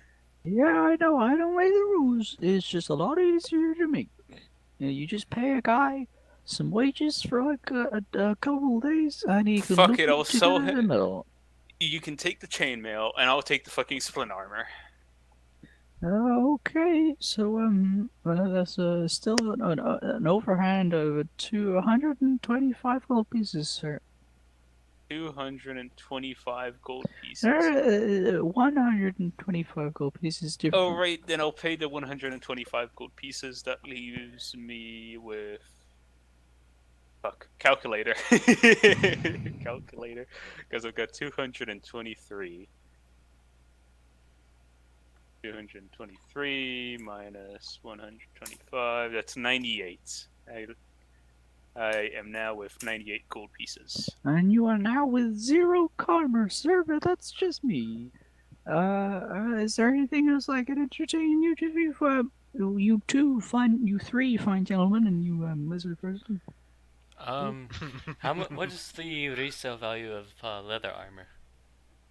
Well, let me look here. It's standard rid of leather armor is 10 gold pieces. And how much for the studded? 45. How do I get rid of the chainmail off I think my that'd be good. Just ship? delete it. How do I do that? I'll do it. So your character sheet, go down to equipment. It's down there, I Yeah. think. Yeah, I'm Why looking is at it- equipment. There's no. Yeah, because you got to click the lock item at the bottom. And Oh, then yeah, Oh, right. ah. chainmail. Alright. So enjoy. Fuck that chest, I don't want it. Alright, sweet. Blint. Yeah, so there's a 35 gold piece overhang for an extra one to your armor class. Sorry, it's out of character inspiration. I can't do it in character. Yeah, 17. I've got 17. Yes, sir. Splint armor is 17 armor class. Yeah, I got it. Minimum strength 15. Yeah, I mean, I'm good with my Got it. I'm good with my armor. So Okay, sir. Anything else? Can I interest you in a shield for an extra +2 AC? We've got a deal on shields. Usually, as the higher ups call it, a deal on shields. With usually 10 gold pieces. Now buy them for 5. Buy one get one free. Am I with the boys? wait, what's the deal on shields? It's 50% off from 10 gold pieces, so it's 5 gold pieces. What? I Oh, hang on. Do you have dancing sword? Probably not. What is that? Apparently it's a magic sword that is just like Wandu's wand, that you can order it to attack a creature. I think you need to be talking to a wizard, sir, not me. for you, Tusco, but alright. What kind of Dancing medium armors? sword. You requires attunement. You can use a bonus action to toss this magic sword into the air and speak a command word. When you do so, the sword begins to hover, flies up to 30 feet, and attacks one creature of your choice within 5 feet of it. The sword uses your attack roll and ability score modified to damage rolls. While the sword hovers, you can use bonus action to cause it fly up 30 feet to another spot within 30 feet of you. As the same bonus action, you can cause the sword to attack one creature within 5 feet of it. What? After the hovering sword attacks for the full time, it flies up to 30 feet and tries to pretend to your hand. If it has no free hand, it falls to the ground at your feet. If the sword is on an obstructed path, it moves as close to you as it can and then falls to the ground. If you also cease to hover, you grasp it or move more than 30 feet away from it. Sorry, I was just reading the Wikipedia, the compendium TM page for the dancing sword, and How much is a long sword? I don't think we have it. A long sword is a different thing entirely. Let me see. Long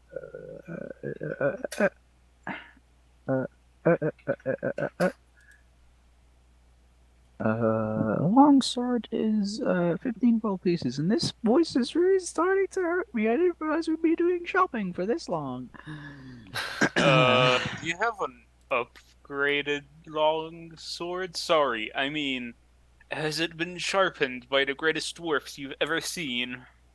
No, upgrade works fine. You didn't have to beat around the bush for that one. Yeah, we sell a +1. Sorry, a +1. We sell an upgraded long sword for 150 gold pieces. What if I sell you my long sword? How much is that? 135. And then breastplate, or not breastplate, half plate. What about it? Do you guys have some half plate that He sold his chainmail for the splint. We already conducted that transaction. This is why I asked you for receipts. that's chainmail. I'm looking for half plate for. Oh, you're buying. Oh, my apologies, sir. Let me just look back. Chain. Okay. So what was it? Half plate? Yes. 750 gold pieces. But because I like you, I can whittle it down to This would be Terrathil asking. I should have stated that. Oh, because I like your twin brother, I'll whittle it down to 600 gold pieces. Alright. He's going to try to do a trade-in value with his breastplate armor as well. See, now let this be a lesson for you all. This is a valuable trade. This isn't a 15 gold piece item for a 1,000 gold piece item. This is a 400 gold piece item for a 750 gold piece item. The value is comparable. Comparable. These are gestures to you. Repeat after me. Comparable. Sorry, the language doesn't, or the accent doesn't allow me to do it. Because I'm selling you 600, it's 200 overhang. Yeah, so it's still costing 200? 200 overall. Thank you very much. Alright, awesome. I didn't spend all Jay's money. And his AC goes up to 15. Thank you for shopping, good fantasy. Dusko, can I please offer you anything else? I will remind you of our deal on shields. Buy a shield for 5 gold pieces instead of 10, or an AC bonus of 2. Yeah, fuck it. Terrathil will buy a shield just for the hell of it. Wait, will he? How much how much do shields weigh? They weigh 6 pounds, sir. Although this DM that's speaking as my voice would like to reiterate, weight doesn't really mean anything, and he's alright with you going massively overweight. Okay. With no consequence. Sorry, I don't know why I said that. I was being controlled by some guy who told me to say that. Alright, yeah, so we have 2 shields now. Alrighty. Is there anything else I can offer you with? Alright. Oops, wrong thing. Also, this humble store clerk recommends you name this episode "The Gang Go Shopping" because this is what's going to be the majority of it. Gang go shopping, yeah. Most likely. That or you Mage know- Band, because that was fucking amazing. Mage Band is probably going to be it. I do like the idea, don't worry. Do you know of any temple or anything where if I would to want to go pray, I can go do so? Well, I mean, we've got a multi-faith, all-faith tolerant temple just down the road. You poke. Mhm. If I change the letter, but it doesn't write the word exactly, but it sounds like the word. Because you impressed me so much so quickly, I'll allow it. Because- So if it sounds like a thing and you Because specify what I you want wanna it to change sound like, then heat I'll allow it. metal to death metal, but I don't have an extra H at the end. Yeah. Oh, just shit. because you've Can he impressed erase? me so. Can 'cause he you- erase letters? You can change one, so yeah. Yeah, Get rid I'm of thinking one, like add changing one, removing one, adding a space, adding one. That's it. That's what I'm working with. You can do one like change or something like that. But yeah, like I will allow it. If 'Cause you, I if, already it, if have- it was deep metal, then just go. Oh, it's Yeah. meant to be death metal. Because Okay, I already okay, have fair enough. dancing light from dancing light.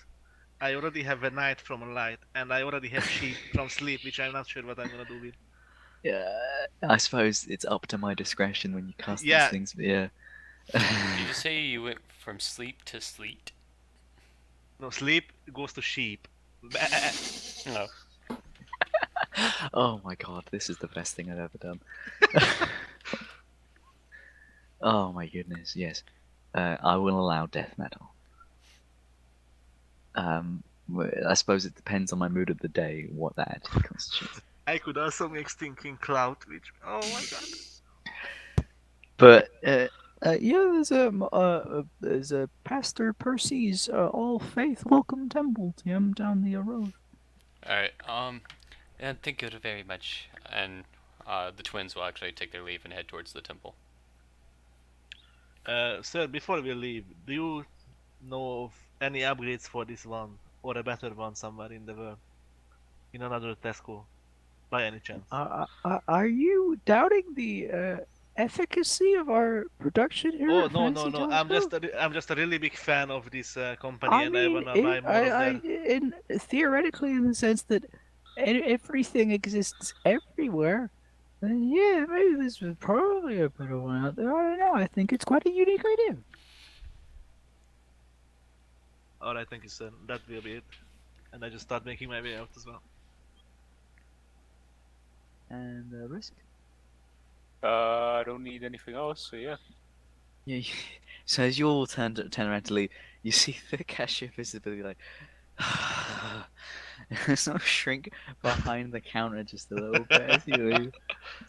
And you hear the jingle as you leave, and the automatic doors close behind you. And it's now sort of early evening as as yeah, you make your way back. I'm presuming back to your lodging, unless you want to go to that temple. Yeah, at least Raziel's going to the temple. I guess Teritho would head back to lodging. Alrighty. So is anyone else going to want to go anywhere? I mean, it's the sort of town where if there is a place you want to go, there probably is a place. I.e., I will allow for any character thing you want to do. Yeah, Now's the time.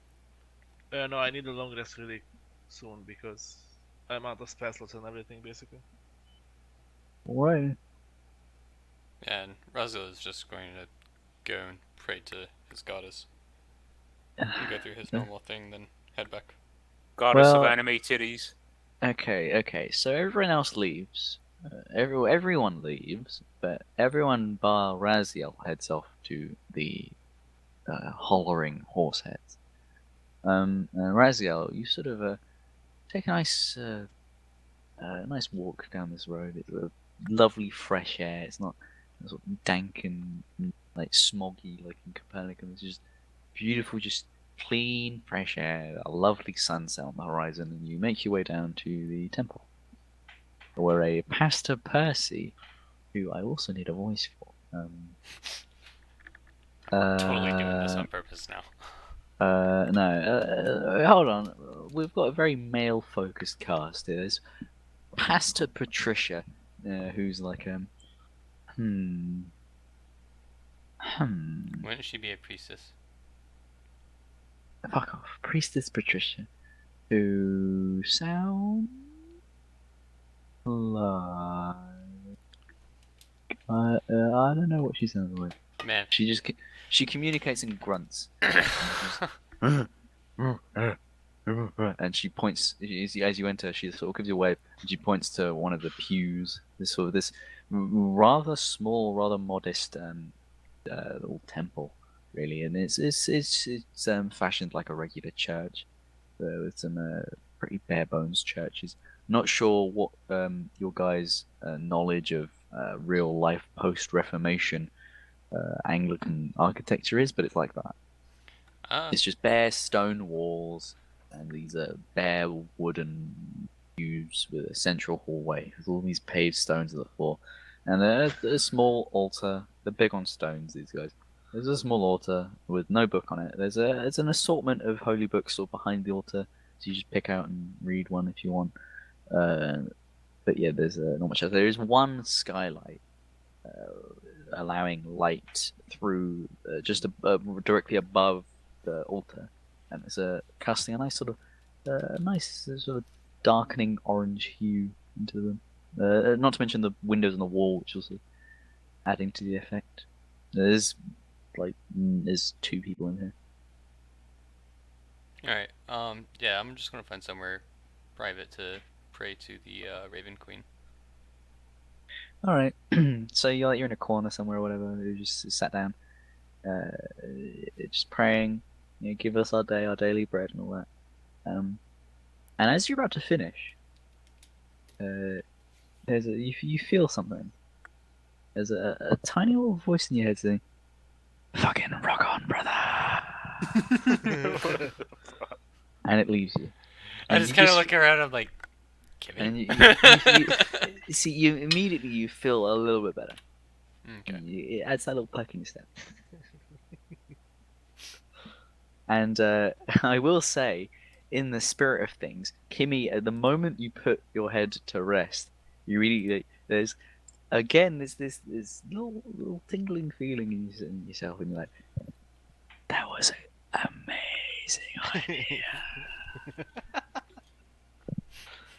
And the voice also leaves you, and you feel much more content, much more happy, even though you would be really fucking freaked out right now. You're calmed and you're really sort of content, and almost immediately you fall into a lovely sleep. And with that, I suppose Raziel makes his way back, Yep. does the same thing, and fuck it. This is like it's like a 3-hour shoot. I say we're on target. There we Fucking go. congrats, everyone. Yeah, you solved my shopping puzzle, I suppose. That was much more difficult than I thought, but yeah, the gang go to sleep with a promising future ahead. Yeah. I am so looking forward Deep to metal. the shit you'll come up with. I like, holy shit, I am No, so what I'm looking interested forward. in is dancing vibes, because that's gonna be a fucking escape from this shit spell and we just fuck off. Thunder Weave. That I'm a little.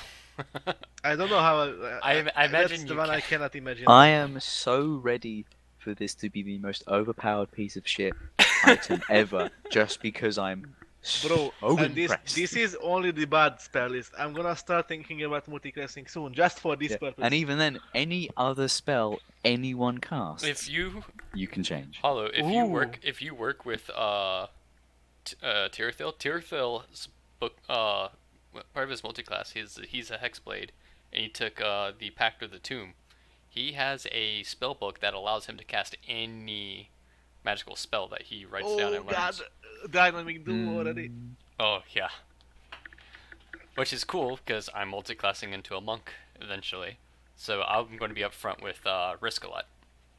Wait, I don't like religious people. Hmm? We are gonna have problems with that. Why? I don't like religion. Bro. Oh no, I'm not talking that kind of monk. I'm talking like I'm gonna be like Bruce Lee. You know, Yeah, monk, like the Diablo kind of yeah. monk. D&D monk is just ninja.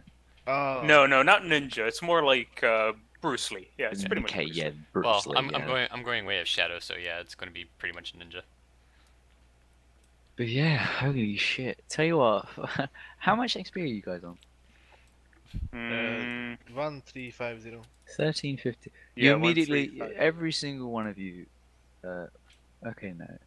Oh, no, okay. I just want to reward Kimmy, right? Like, like, so proud of you, my son. You immediately level up to level 4. Oof. Just right there, right then, I mean, right that's then only and there. yeah, that's just a ability skill improvement anyway for me at least. Yeah, and it can only get better. But just like that divine voice you heard in your ear, yeah, it just made you level up. Because holy fuck, like, uh, yeah, call me favoritist all you want, but holy shit. Mage Man is the single greatest moment of this show so far. I was say, I'm pretty sure that's like one of the single greatest moments of my D&D experience so far. So I'll take it. I cannot wait to get this on video. Holy shit. Oh my god, but yeah, holy fuck. Tell you How what, do I? just because it OCDs me the fuck out, everyone else can get 50 XP to 1400. But yeah, Kim, you're just a 0 at level 4. Yeah. Because holy fuck. The performance of the mage band. The performance was fucking 39, I'm gonna say that now. It was they rolled a 39 somehow. What? They rolled a 39, that's canon now. They rolled a 39. Like, holy shit. Yeah, that ends it. And Ernesto and Wayland will be briefing you the next day. Yes. And I've got some things planned for you. Yeah. Thankfully, the notes I did today, I mean, notes I had prepared 3 years in advance, we didn't go through all of them, so there is stuff left over, so yeah, I'm in a better position. Yeah. Oh, this is going to take a while to get over. Let's see. I don't have next week's schedule, but assume that I'm free the same time Wednesday as I am Yeah, this it week. will. Yeah, any time from like your guys's actually was it your any time from like your guys's 11 to like 2 we could start, and that's sort of the time. So for everyone else that'd be like 4 o'clock to like 7, so 5 o'clock to 9 or 10 o'clock to, wait, no, 6 o'clock to